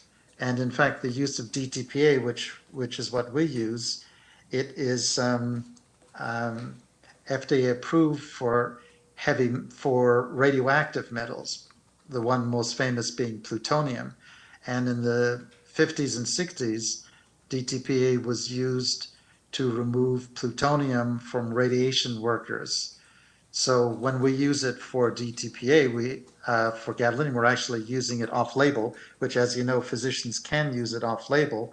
But I would argue, since DTPA is the ligand for an MR contrast agent, Magnavist, which has had maybe at a minimum 120 million doses given, it sort of is an approach that has been widely used and the safety profile well established with over 100 million doses. So the process of chelation is very well recognized, and in the literature on lead is well recognized. But in gadolinium, yeah, but that's true. But we're doing actually a more logical approach than with lead, because lead is never administered with DTPA or EDTA or DMSA. It's consumed as lead. So we're actually doing something that's much better than any other chelations for other metals, is we're reconstructing the actual form, how gadolinium was administered in the first place, which means it's going to be more effective because that's how it was administered. So chelating lead with EDTA is not creating what it was administered in. It is using EDTA as a completely separate chemical to remove that metal. I don't know if it's clear the way I've worded it. I hope it is. So chelation in and of itself, has that been something that has been published and subjected to peer review? For any type of metal, plutonium, lead, anything else? Yes. Okay. That's clearly, and I would say that actually a couple of our articles published in, again, the type of major journals that Bob McDonald said, we have documented using chelation and have used, the results of pre to post showing significant increase of gadolinium in the urine post chelation. By the way, also observed that for lead. So that is in the peer-reviewed literature, and again, accepted by the reviewers, who many of them would be hostile reviewers, and by editors in chief of journals. Okay. Ms. Rinetti, you have follow-up? Briefly, when did you see this young child? When did I see him? Yes. I can't give you an exact date. I maybe Give me a month. I would have. It's something like 6 months ago or so, or maybe longer. It's when we chelated him, Who was present? and I saw him in person. Who was present? Who was present for the chelation? I would object to relevance. Who was present? I'm gonna allow it. Understood. His mother, stepfather, nurse, and another physician. What was the doctor's name? The doctor's name was Regina Sutton.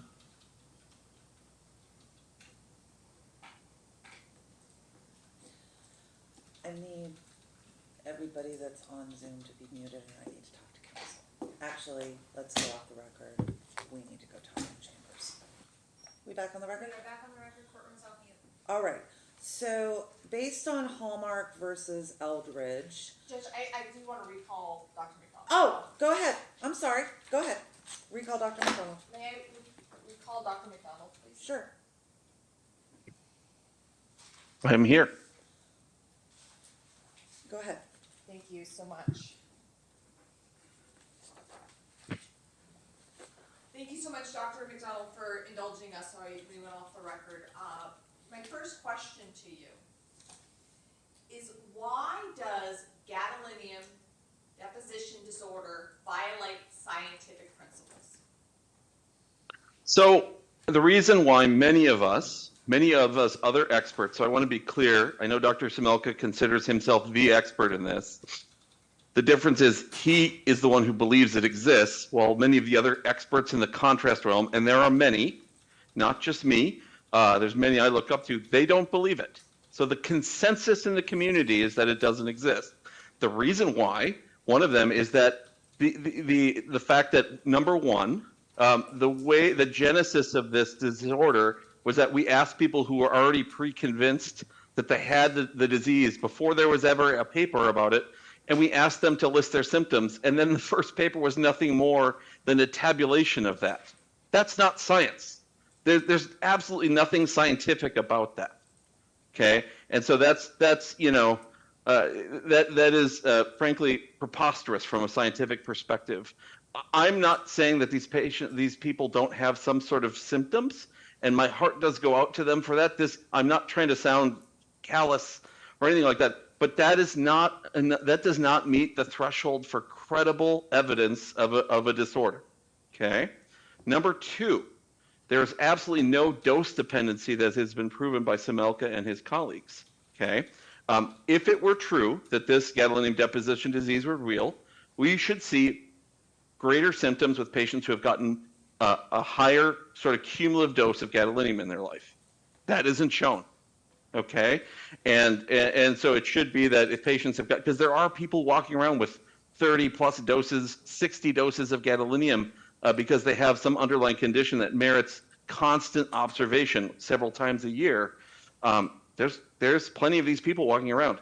They aren't showing a higher rate of this GDD than the person who got one dose. That is simple toxicology principles right there. Okay, so Dr. Semelka sort of brings up this idea that like he's proving it scientifically. I fundamentally disagree with him. Can I Okay. ask a follow-up question? Finally. Can I ask a I'm sorry. follow-up question to that, Dr. McDonald? Yeah, So- I have one other point to make with that, but so how do you want to do that? Let me just make one follow-up question to that, because here's my question. Simply because somebody has a higher dose of gadolinium in their system and aren't showing symptoms, it seems like a false syllogism to me, because like I could eat 20 pounds of peanuts and be perfectly fine. But somebody could be on an airplane and have a severe peanut allergy and they smell peanut dust and all of a sudden they have an allergic reaction. So my question is, you're saying that the dose requirement, that somebody has a really high dose and they don't have that, doesn't that fly in the face of everything that we know about potential allergens in the world?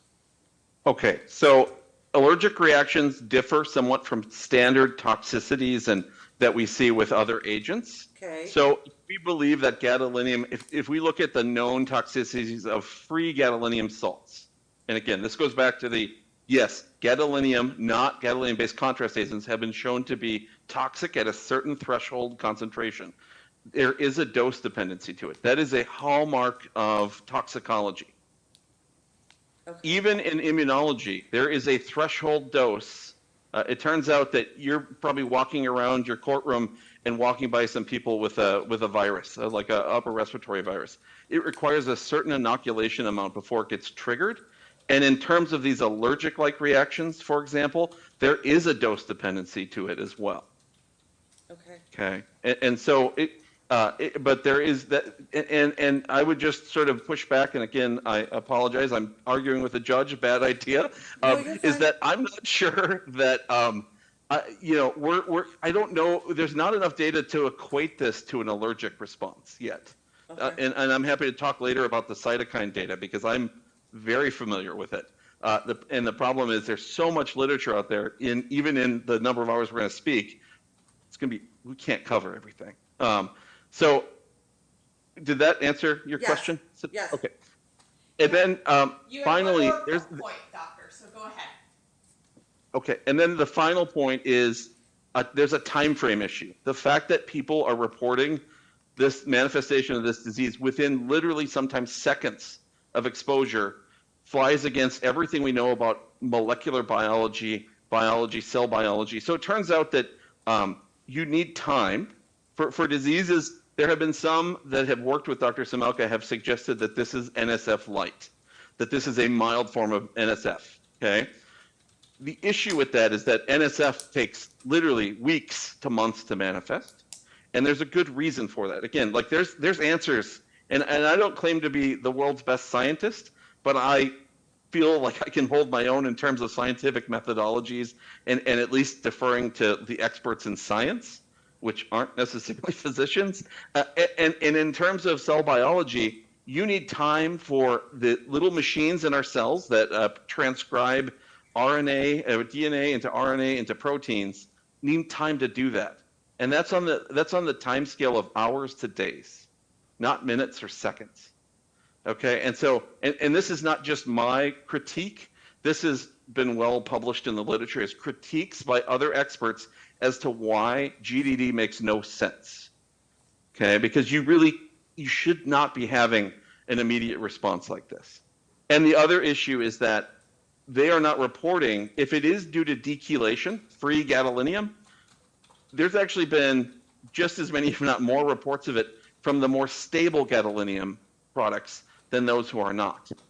And again, I am not trying to suggest that these patients are crazy or lying, but the placebo effect plays a large role and it's really sometimes hard for us, for patients to sort of tease out what's causing their disease.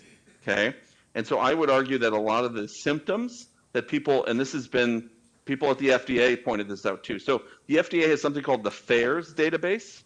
This is a surveillance database that exists for every drug that's on market, as well as gadolinium agents, even though gadolinium agents aren't drugs, but they're prescribed substances. This is how one mechanism by which the FDA keeps track of side effects. The profile of GDD is very nonspecific, and it matches the nonspecific profile that exists for many, many other prescribed drugs out there. So it turns out, as you can imagine, you've watched those commercials, they list sometimes a litany of simple side effects. You'll notice that there is some overlap between GDD and those. And so this is the problem, is that there's just not, those are some major sort of issues that I have with it and other experts have. And I think the fact that other experts don't agree either is the reason why, yes, and I can sort of talk to this more, yes, there have been some papers published by Samelka and his colleagues. That doesn't prove the existence of GDD. that just proves that it's interesting and it merits further investigation. But the data cumulatively doesn't reach the point at which regulatory bodies, professional societies concur that it's real. And the fact that in some of Dr. Semelka's own peer-reviewed studies that you see some of that wording means that, yes, I'm sure some of the reviewers were hostile, but that the editor said, you have to put this in because they felt he was overstating things by trying to make this like obviously exist. They don't necessarily agree with that.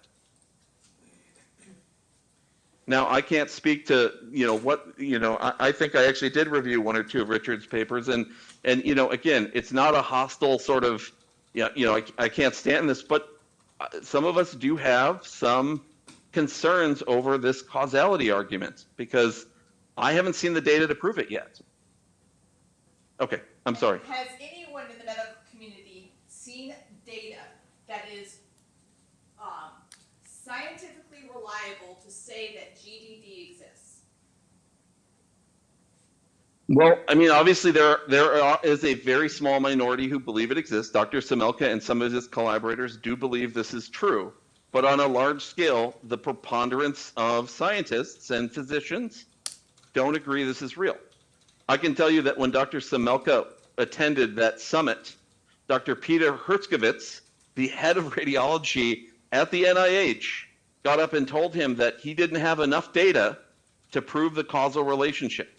And he, amongst many other people. So when, and I know Dr. Semelka says I don't pay attention to that. Well, he should, because many of us were saying, this sounds interesting, Richard, like this is really fascinating, but it's not enough yet to prove it. And so, but that's the point of science. We will evolve as we get more data. And if Dr. Semelka were to prove it to me, I would change my tune. I don't have a horse in this race other than wanting to do what's best for patients. But right now, I don't agree with what he's shown us. And some of the other data that he showed us, like the cytokine study from Dr. Koren, I have reviewed that. I am very aware from Dr. Koren because he actually reached out to work with us at Mayo Clinic several years ago, and we declined because in his email he said, I'm looking to prove the existence of gadolinium deposition disease. And the moment someone starts off that with I'm looking to prove something, that's not science. That's looking to prove a preconceived notion. And I believe he's passionate and he believes it exists, but to me, as a basic scientist, or someone who has the training in that, I have a hard time with that because that's not the right path to take. Would you like me to talk more about my interpretation of that of what I saw in those cytokine papers? I will. I'll get there in a second. Okay. Is there any methodology or testing that has been done that is recognized by the scientific community to establish a causal link between gadolinium retention and this term gadolinium deposition disease? No, there's no test that proves the existence of it. So Dr. Semelka chelates patients in his own practice, off-label. So again, not recognized to treat gadolinium deposition disease. I think that's an important point. And what he's using, I'll tell you that Dr. Semelka reached out to Mayo Medical Laboratories to work with our metals lab and we declined to work with him. And that was not due to my influence, but due to concerns over how he wanted us to change our wording in our reference ranges. Okay. I was made aware of this because I do stay in close contact with the metals lab as it relates to this. So what Dr. Semelka is discussing, this flare up, I have reviewed some of the cases that Dr. Semelka of chelation therapy. What he is not fully telling you is, yes, after chelation, you see a spike in the urinary levels of gadolinium. That is entirely predictable. I am not disputing that the chelating agents like DTPA can chelate out some of the gadolinium that's stuck in the bones and other tissues. But that doesn't necessarily mean that you have gadolinium deposition disease. It just means that chelation is working. And in those same patients, you also see a spike of other trace metals, including uranium. I keep using uranium because I saw it in one of Dr. Semelka's own GDD or claimed GDD patients. So, and again, my intention is to be preposterous here. Does that mean uranium's causing the symptoms? Does that mean one of the other trace metals that spiked and went down? This is the problem, is that the data are confounded, and that spike doesn't necessarily mean anything. It means that chelation is pulling some of the gadolinium out, which I fully concede that that's happening. So But the concern is that the amount that's actually chelated out of the body is insignificant relative to the amount that's stored in the bone. You'd probably have to do it 1,000 times to make a dent in it. And I don't know what that would cost the patient. I mean, millions of dollars? does the chelation, the fact that chelation is taking out this gadolinium, does that somehow prove a causal connection between gadolinium and this associated symptoms known as GDD? No, it does not. Absolutely not. It is the correlation versus causation logical fallacy. And that's the trap that I believe that Dr. Semelka and his colleagues have fallen into. And so I want to explore that. What is the difference between correlation versus proving it? Correlation versus causation. Correlation versus causation. Well, the correlation versus causation argument is, as it relates to this topic, is that imagine someone feels lousy, and then they continue to feel more and more lousy, and eventually they go to a doctor, and as they get worse, eventually the doctor says, "Boy, yeah, your complaints have increased," and I don't mean complaints in a pejorative way, but the symptoms you're describing are getting worse. Let's do an MRI. Let's make sure nothing's wrong. And this is the time that you get a gadolinium enhanced MRI at an inflection point in your disease or your symptomatology. So unfortunately, the gadolinium is administered when you're to the point that someone or yourself feels that your symptoms are sufficiently bad that you go in and get scanned. So it turns out that many of these patients that are reporting GDD had some of these symptoms in advance. Okay? But then they say, "Oh, I feel terrible. Oh, it must be GAD." That's the problem many of us have, is that is a correlation versus causation fallacy, the trap that exists with patients. And like I said, it's like going in because you have urinary retention and they find a renal cell carcinoma that's obstructing your ureter. Do we claim that the contrast agent caused the cancer? No. But you got bad enough where you finally went in to be seen. And so, but you have to sort of avoid making that logical fallacy. And since these symptoms are often quite nonspecific, that's the concern, is that it's very easy to sort of confound things. Just to be clear, we have seen several of these patients who have been claiming gadolinium toxicity at Mayo Clinic, some even in the Lighthouse that may overlap.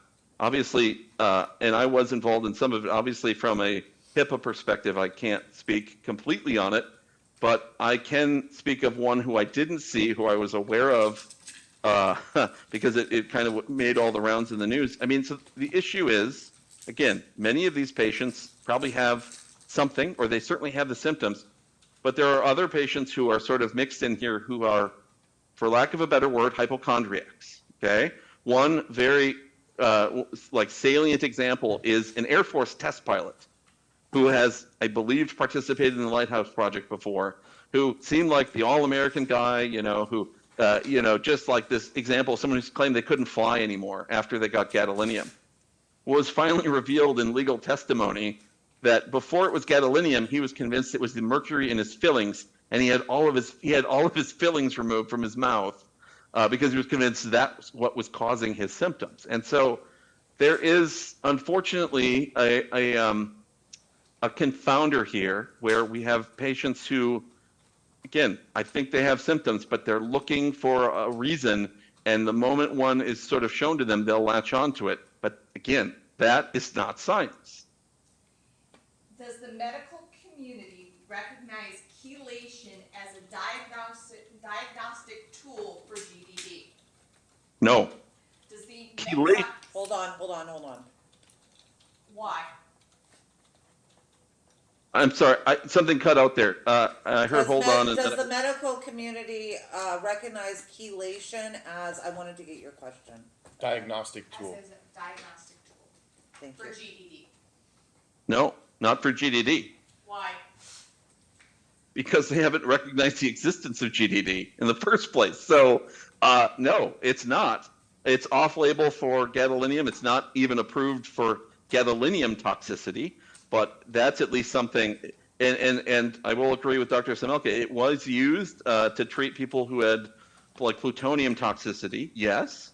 And so that's why it does. I'm not disputing that it pulls out some amount of gadolinium from the bodies of these patients. But my point is that if we took someone in who was totally asymptomatic, you will see that same spike in gadolinium after in the urine after you chelate them. That spike doesn't mean anything. It is the predictable response that any nephrologist would tell you that's what you'd see. I have a follow-up question for him, because we keep on focusing on does the medical community, Yeah. and I think that this is important. Do you recognize Dr. Semelka as part of the medical community, Dr. McDonald?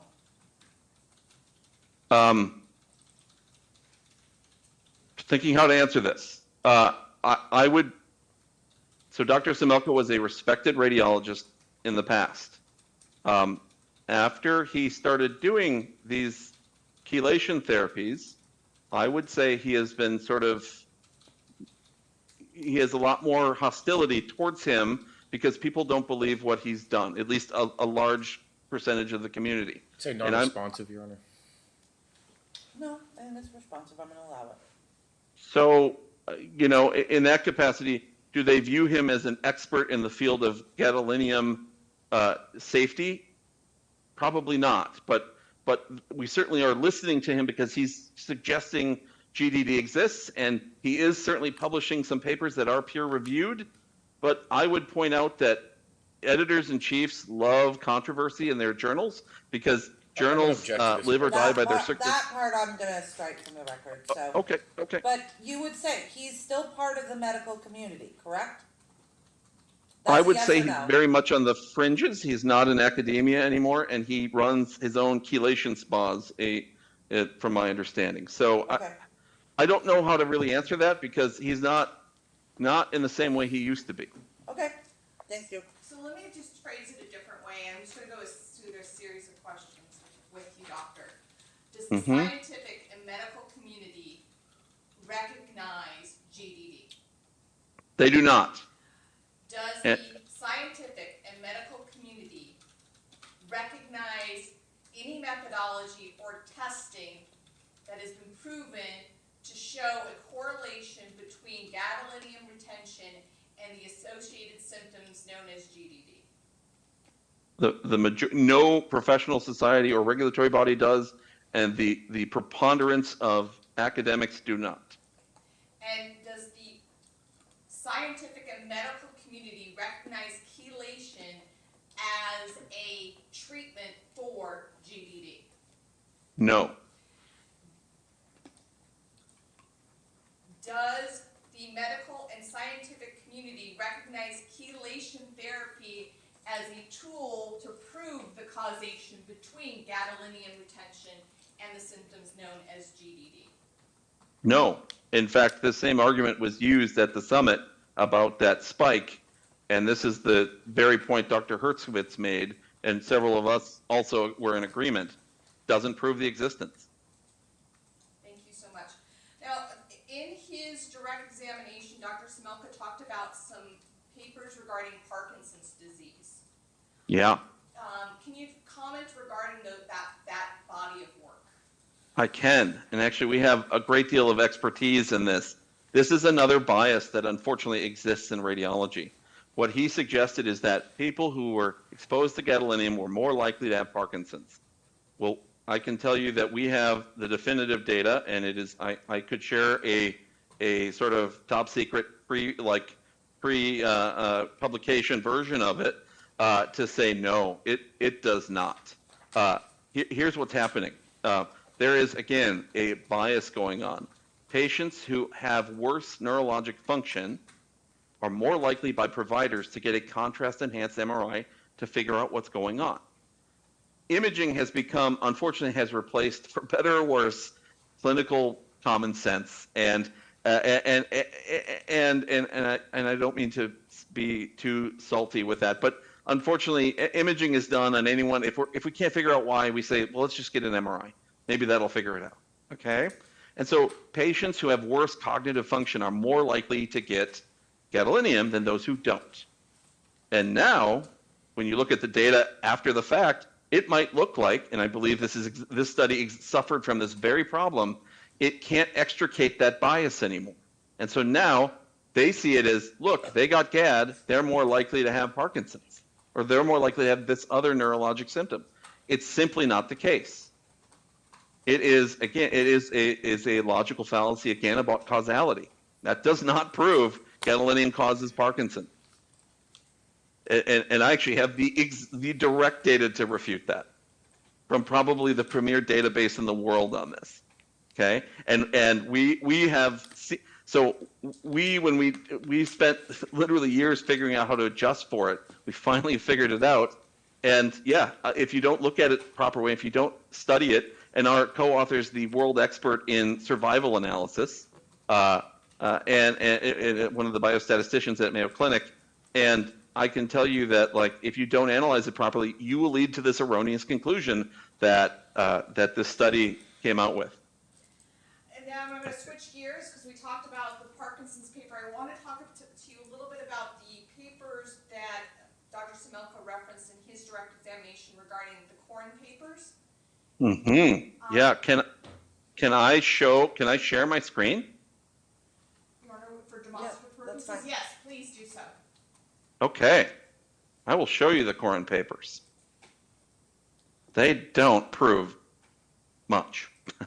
At least not enough to be, and again, what you have to realize, I know I'm speaking on behalf of an expert, but if this was this sort of slam dunk, like this is, oh, look at this, the community in general would pivot. There's no bias against Dr. Semelka or anyone else. That is preposterous. If we actually had data that Can I just gadolinium was object to that? I don't harmful. think that's something, that's not a I position. don't need you to be saying this, Okay. Dr. McDonald. Okay, I apologize. Okay, share. consistent. Let's see. Here we go. Yes, share. Can you see my screen? Yes. Yes. Okay, Can you just so this tell is us what from you're showing us? the 2020 paper by Dr. Corin. Dr. Semelka's on there as well. So Lauren Corin is the last author. Richard Semelka is the fourth author. Holden Maker is the first author. Okay, this was the first paper that came out. There's another one that came out in investigative radiology, but they largely say the same thing. And what they're showing is that they're showing this thing called a scatter plot, the difference between a control and a patient who was exposed to gadolinium. Okay, the red are the gadolinium exposed, the green are the control unexposed patients, and they're looking at the cytokine levels. Okay, so we've had our neuroimmunologists, we've talked to them about this, and I've actually done this same research in an animal study. So we've done it. So one of the problems with statistics is that it's very easy to let the numbers sort of let you miss the forest from the trees.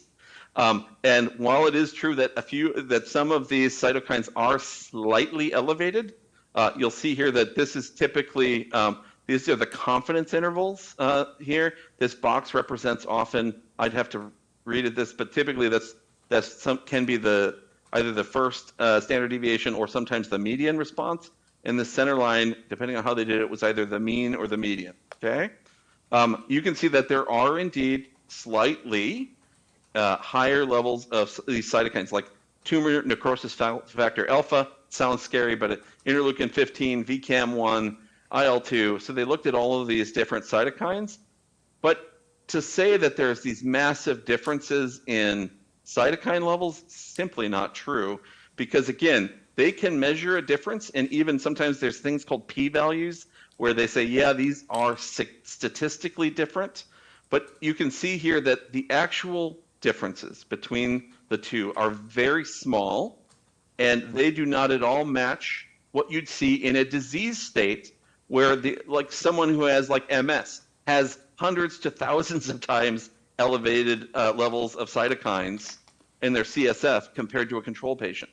Here, the difference is almost negligible, okay? You're literally looking at a tiny percentage difference that, while it might be statistically different, is not meaningfully different from a clinical perspective. Okay, so I'm very familiar with this. In fact, and I know Dr. Samelka made it sound like that only, let's put it this way. As a basic scientist, I've actually done a lot of these assays with my own hands. I know how to do them. That doesn't make me the world's expert on everything scientific, but I understand. I know how to interpret these data, like the raw data of basic science. That's why people like me, MD PhDs, exist. So yeah, I'm sorry. This is not compelling evidence of anything. Okay, they show these figures here, these slight increases. Like you can see that on the y-axis here, the difference. While there is some elevation, the actual difference is a few percent. It is not orders of magnitude increases in most of the cytokines. So it's certainly fascinating, and that's why it gets published, because there is something that's seen, but it still doesn't prove the causal relationship, or that this is a disease, okay?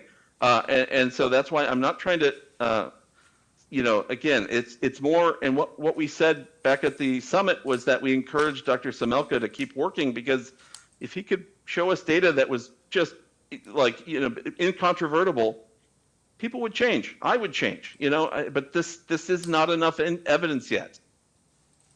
Thank you so much, Doctor. Thank you. Mr. Goodwin, Here, I gotta anything else? stop sharing, sorry. Do I need to, Yara? Or his? It's up to you.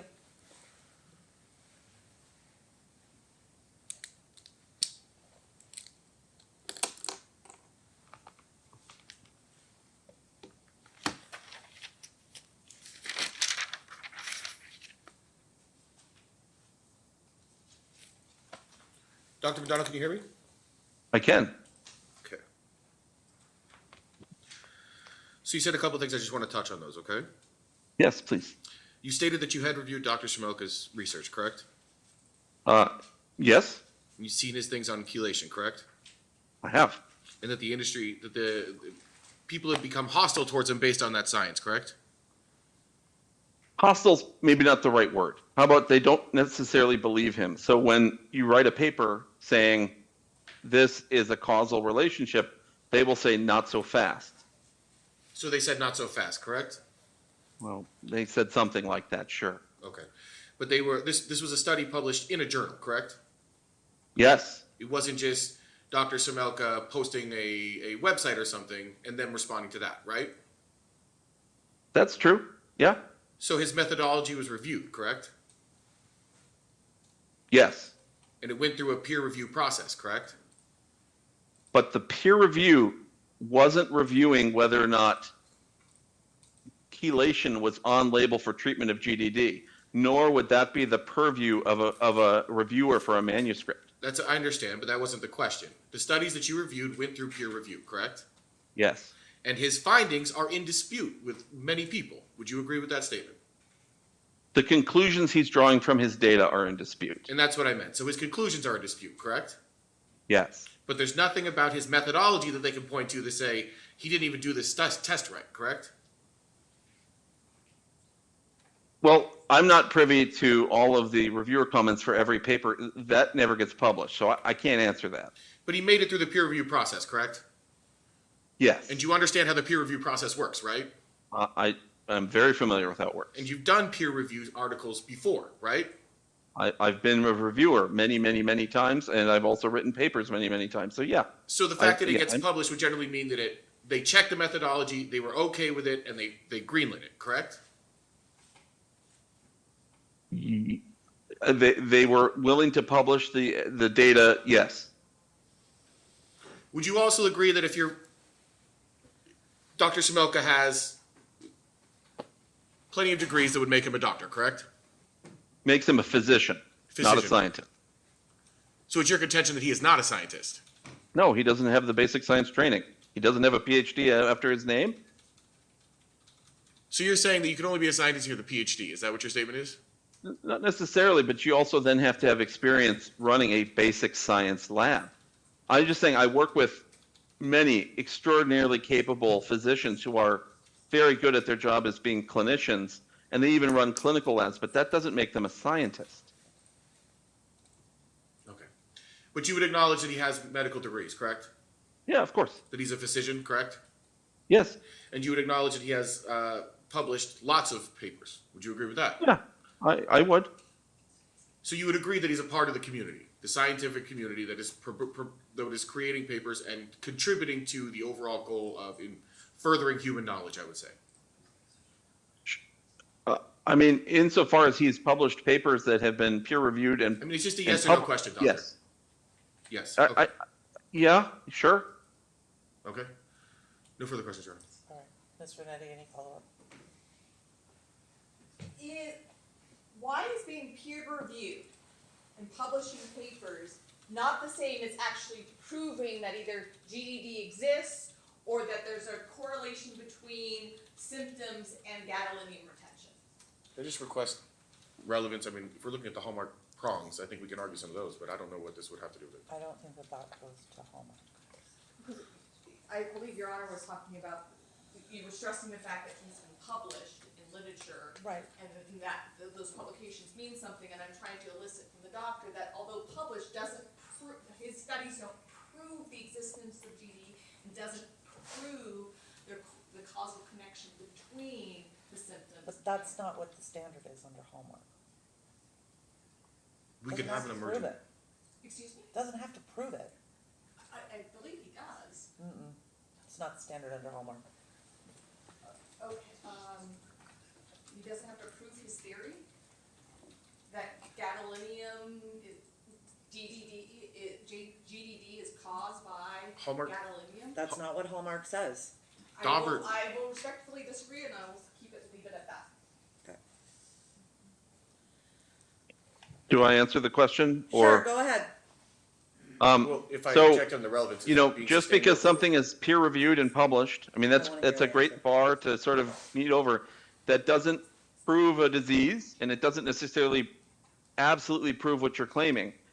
Science is about the kindest form of arguments, hopefully, where you have differences of opinion, and often those different opinions are published, and this is a case of that.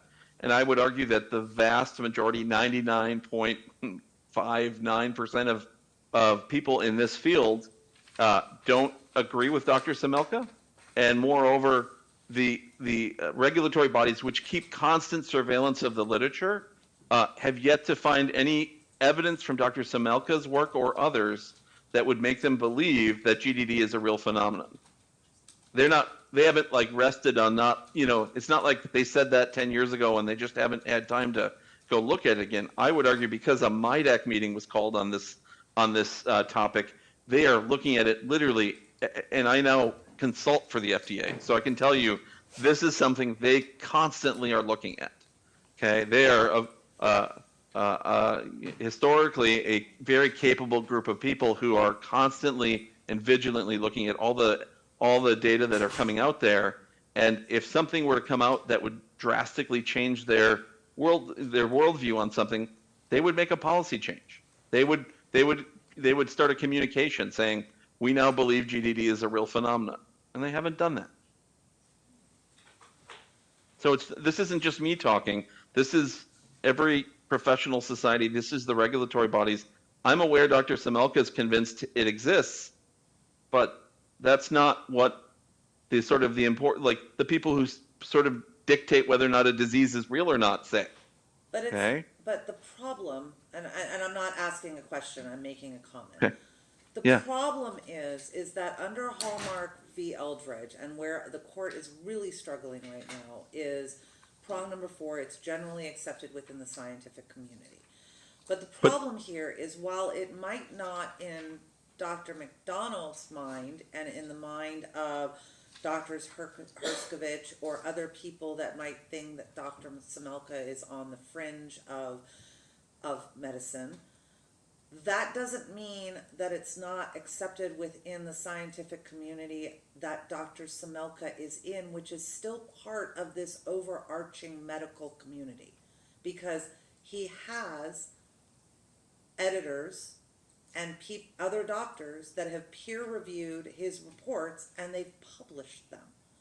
But they So- don't, his publications, as Dr. McDonald's indicating, doesn't prove, it's a good theory, but he hasn't proved the underlying data that GDD exists and that gadolinium retention causes the GDD Wait, I'm sorry, symptoms. are we in argument now, or are we in, what are we doing? Ms. Rinetti, I understand what your argument is, but we are going to make argument. I've heard enough, so I'll hear argument. Dr. McDonald, I think we're gonna be done with your testimony, Yep. unfortunately. We're gonna be Okay. done. Dr. Smoker, we are as well. You no longer have to stay on. Okay. Okay. Thank you so much. I'd, Thank I'd you, like to everybody. speak. Would you, do you wanna unseal this portion from here forward? Yes, we will unseal from this portion forward. Okay. Based on Hallmark versus Elridge, the court acts as a gatekeeper in admitting expert testimony. An expert must be qualified to testify in an expert capacity. Second, well, there's three things that need to happen. I want to hear arguments from both sides, and then I will make a ruling. So, Ms. Rinetti, it was your motion to strike, so I will hear from you first. So really, there's three different prongs of Hallmark, but like the court has indicated, it's really the assistance prong that we are arguing about. And in determining an expert's opinion is based upon reliable methodology, a district court should consider whether the opinion is, one, within a recognized field of expertise, two, testable and has been tested, three, published and subject to peer review, four, generally accepted in the scientific community, and five, based upon particularized facts rather than assumption, conjecture, or generalization. In this particular case, it has been established in this evidentiary hearing that Dr. Semelka's opinions have not been tested or are testable to conclude that GDD is in fact a disease and that the gadolinium retention is what causes those symptoms. Even in his cross-examination, Dr. Semelka conceded how he comes to this conclusion is that patients say that they have these symptoms, that they were developed after the MRI, and that therefore that proves that GDD not only exists, but that it's the gadolinium that caused those symptoms. And that's simply not science. It's anecdotal at best. As Dr. McDonald has said over and over again, there has been no scientific evidence that gadolinium retention causes the symptoms that are associated with GDD. Dr. McDonald indicated that in the scientific and medical community, GDD is not a recognized disease. Dr. McDonald also indicated that both in the scientific and medical community, there has been no scientific evidence to prove that the symptoms we're seeing are related to gadolinium retention.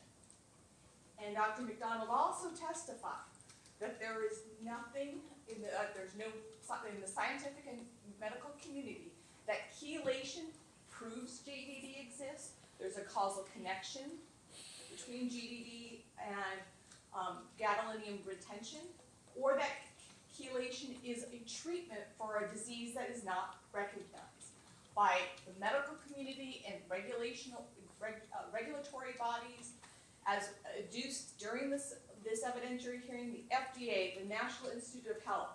All of them have said that there's no evidence of a causal connection between any of these symptoms that Dr. Semelka has described as GDD as it relates to the retention of gadolinium. And therefore, because it cannot be tested, because it's not generally recognized in the scientific community, and it's based more on assumption and conjecture and circumstantial evidence rather than scientific proof. His opinions do not meet the Hallmark standard. Mr. Goodwin? Yes, Your Honor. I just want to point out today that we are using the the Hallmark standard, not a Daubert, and I think that's Correct. important because Hallmark just requires that he is qualified, it will assist the trier of fact, and it rests on reliable methodology. That's it. We don't need universal consensus. We don't need all these regulatory bodies to accept it. No, time out. Hallmark, those are the three overarching. That's correct, Your Honor. But then there are factors within each one of those that the court is required to look at in order to establish each one of those are overarching elements. And the second one is the universally accepted and reliable methodology and all of those things. And I would point out, Your Honor, because the point that I'm making with that when I say you would not necessarily need universal acceptance is the fact that this is a totality of the circumstances or a balancing test, not a must hit each one. And I think that's what I'm trying to say with that. It doesn't require universal consensus in order to come in. So that is one part to when going to the reliable methodology and that whole point of it. And that's the part I was doing it. And I think that Dr. Sibelka satisfies Hallmark. I don't think we need to go to point one. I think the state conceded that he is an expert in that area. So I would just point out that when we take a look at what's happened, Dr. Sibelka has done peer-reviewed articles specifically on gadolinium and MRI, and that methodology was reliably reviewed in peer-reviewed articles. He did imaging studies, he's got clinical observations, he has all of these things that move it forward there. I would also point out that we do have the ICD-10 codes for gadolinium toxicity, and there was never any counter-rebuttal about the fact that gadolinium toxicity and gadolinium deposition disease, that he's using it the same, that it would be construed as something separate. So we didn't hear anything from Dr. McDonald that that is not an acceptable way.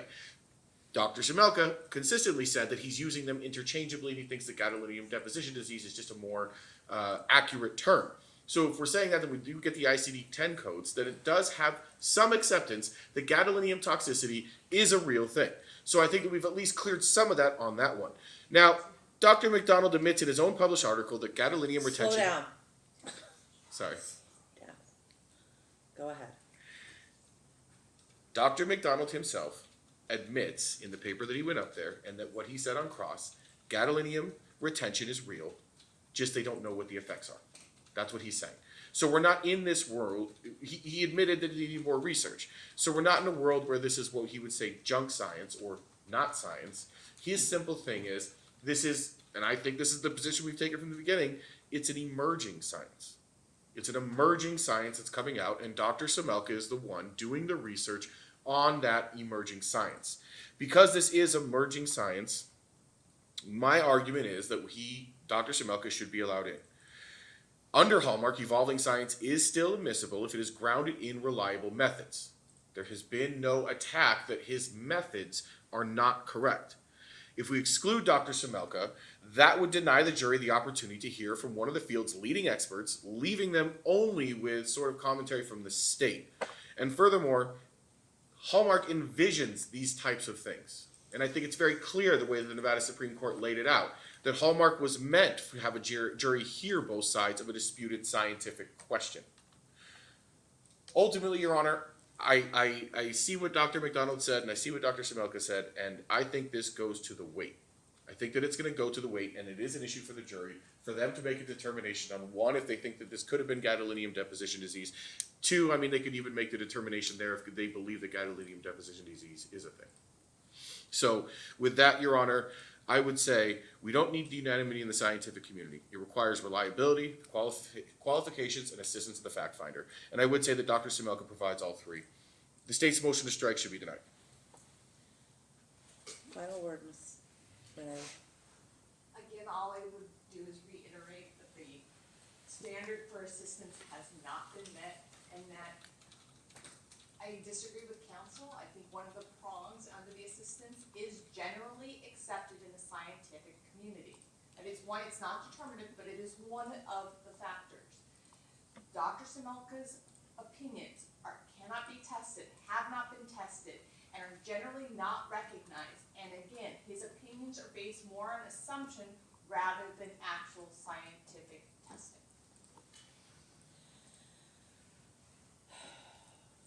when we look at Hallmark v. Elridge, one second.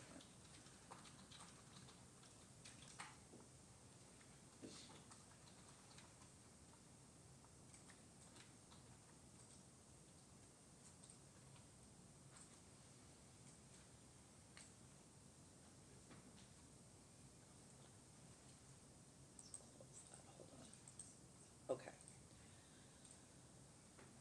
The Hallmark Court provided specific factors for courts to consider when making the determinations as to the three overarching things that the court needs to look at. First, an expert must be qualified to testify in an expert capacity.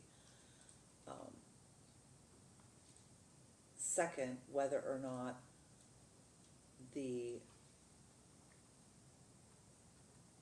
expert's opinion are based on the facts and circumstances underlying the case and based on reliable methodology. As it pertains to factor number one, as to whether or not he's qualified as an expert, the court has stipulated, or the state has stipulated, that he has the requisite training, experience, knowledge to be able to testify as an expert. As it pertains to number two, the Hallmark Court provided specific factors for the court to consider when making the determination. When evaluating an expert opinion based on a specific methodology, the court should analyze its reliability based on, one, whether it is within a recognized field of expertise. I think that we're getting a little bit outside of the field because the state is focusing on whether or not GDD specifically is within a recognized field of expertise. And the court is looking at this as a radiology, contrast dyes. Is that within a recognized field of expertise? And I believe that that is. So as it pertains to that factor, the court finds that it would be appropriate. Whether or not the method is testable and has been tested. There are certainly testing that has been done by Dr. Samelka as to GDD. He does it with his chelation. And so his method is testable, and he has in fact tested it. Number three, is it published? And let me go back to number two. Dr. Samelka says it's testable. Dr. McDonald says it's not. That goes to the weight that a jury gives, not to whether or not the court should keep it out. It doesn't go to admissibility, it goes to the weight. Is it published and subjected to peer review? Dr. Samelka has done studies on GDD. It has been subjected to peer review. It has been published. Whether or not it's generally accepted within the scientific community.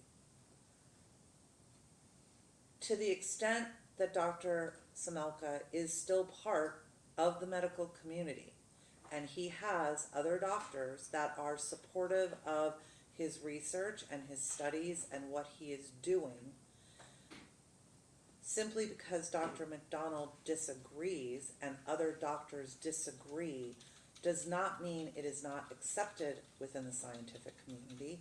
It means that there is a disagreement within the scientific community. And that, I think, also goes to its weight, not its admissibility. And five, is his testing based more on particularized facts than assumptions, conjecture, or generalizations?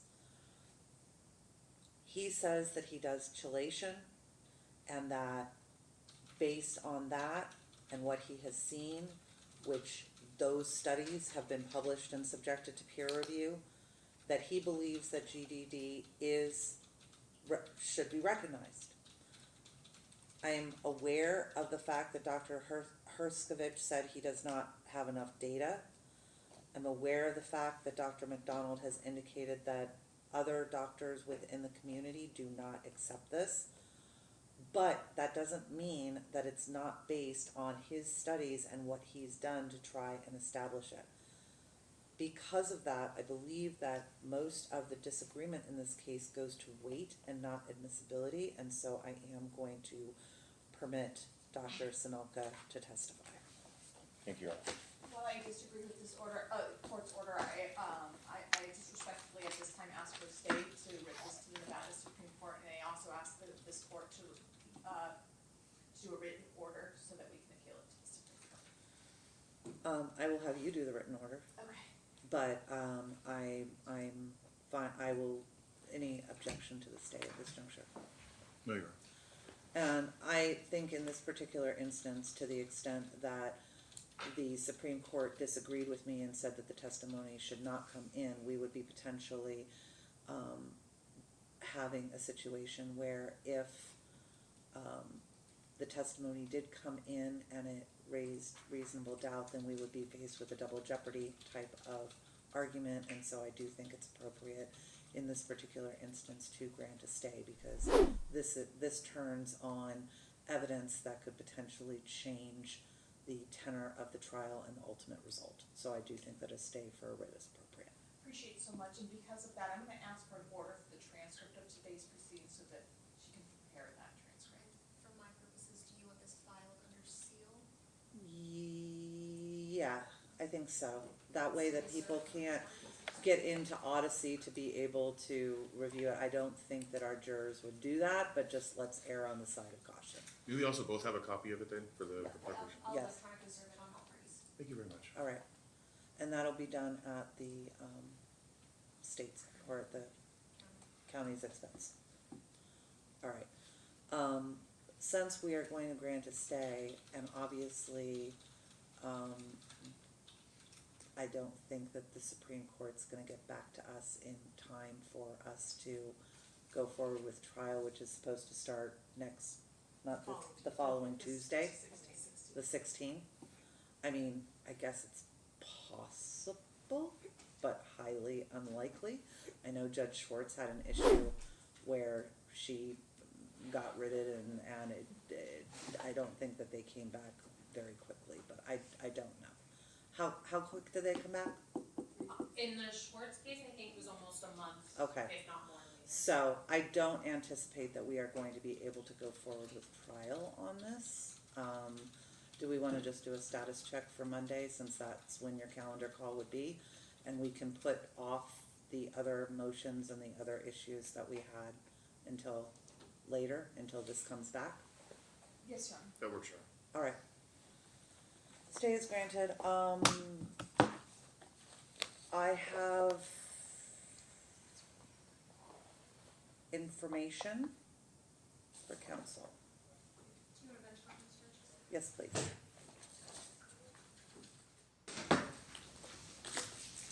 All right, we are going to end the hearing for today. See parties Monday at 9:30. Thank you, Your Honor. Thank you. Thank you, Your Honor.